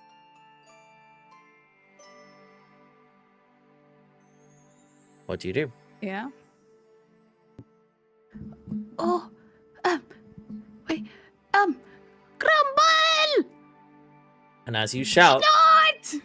As you shout grumble and snort, you see their heads turn to look to your direction, and from their laid down position, they all both stand up looking in your direction, watching the cart go by.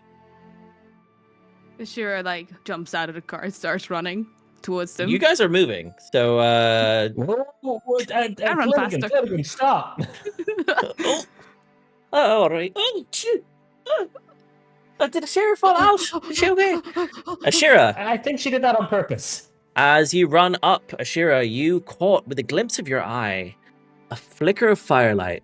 A small camp sitting off the roadside with a canvas tent, some rugs spread out on the grass, up on sort of a hill almost.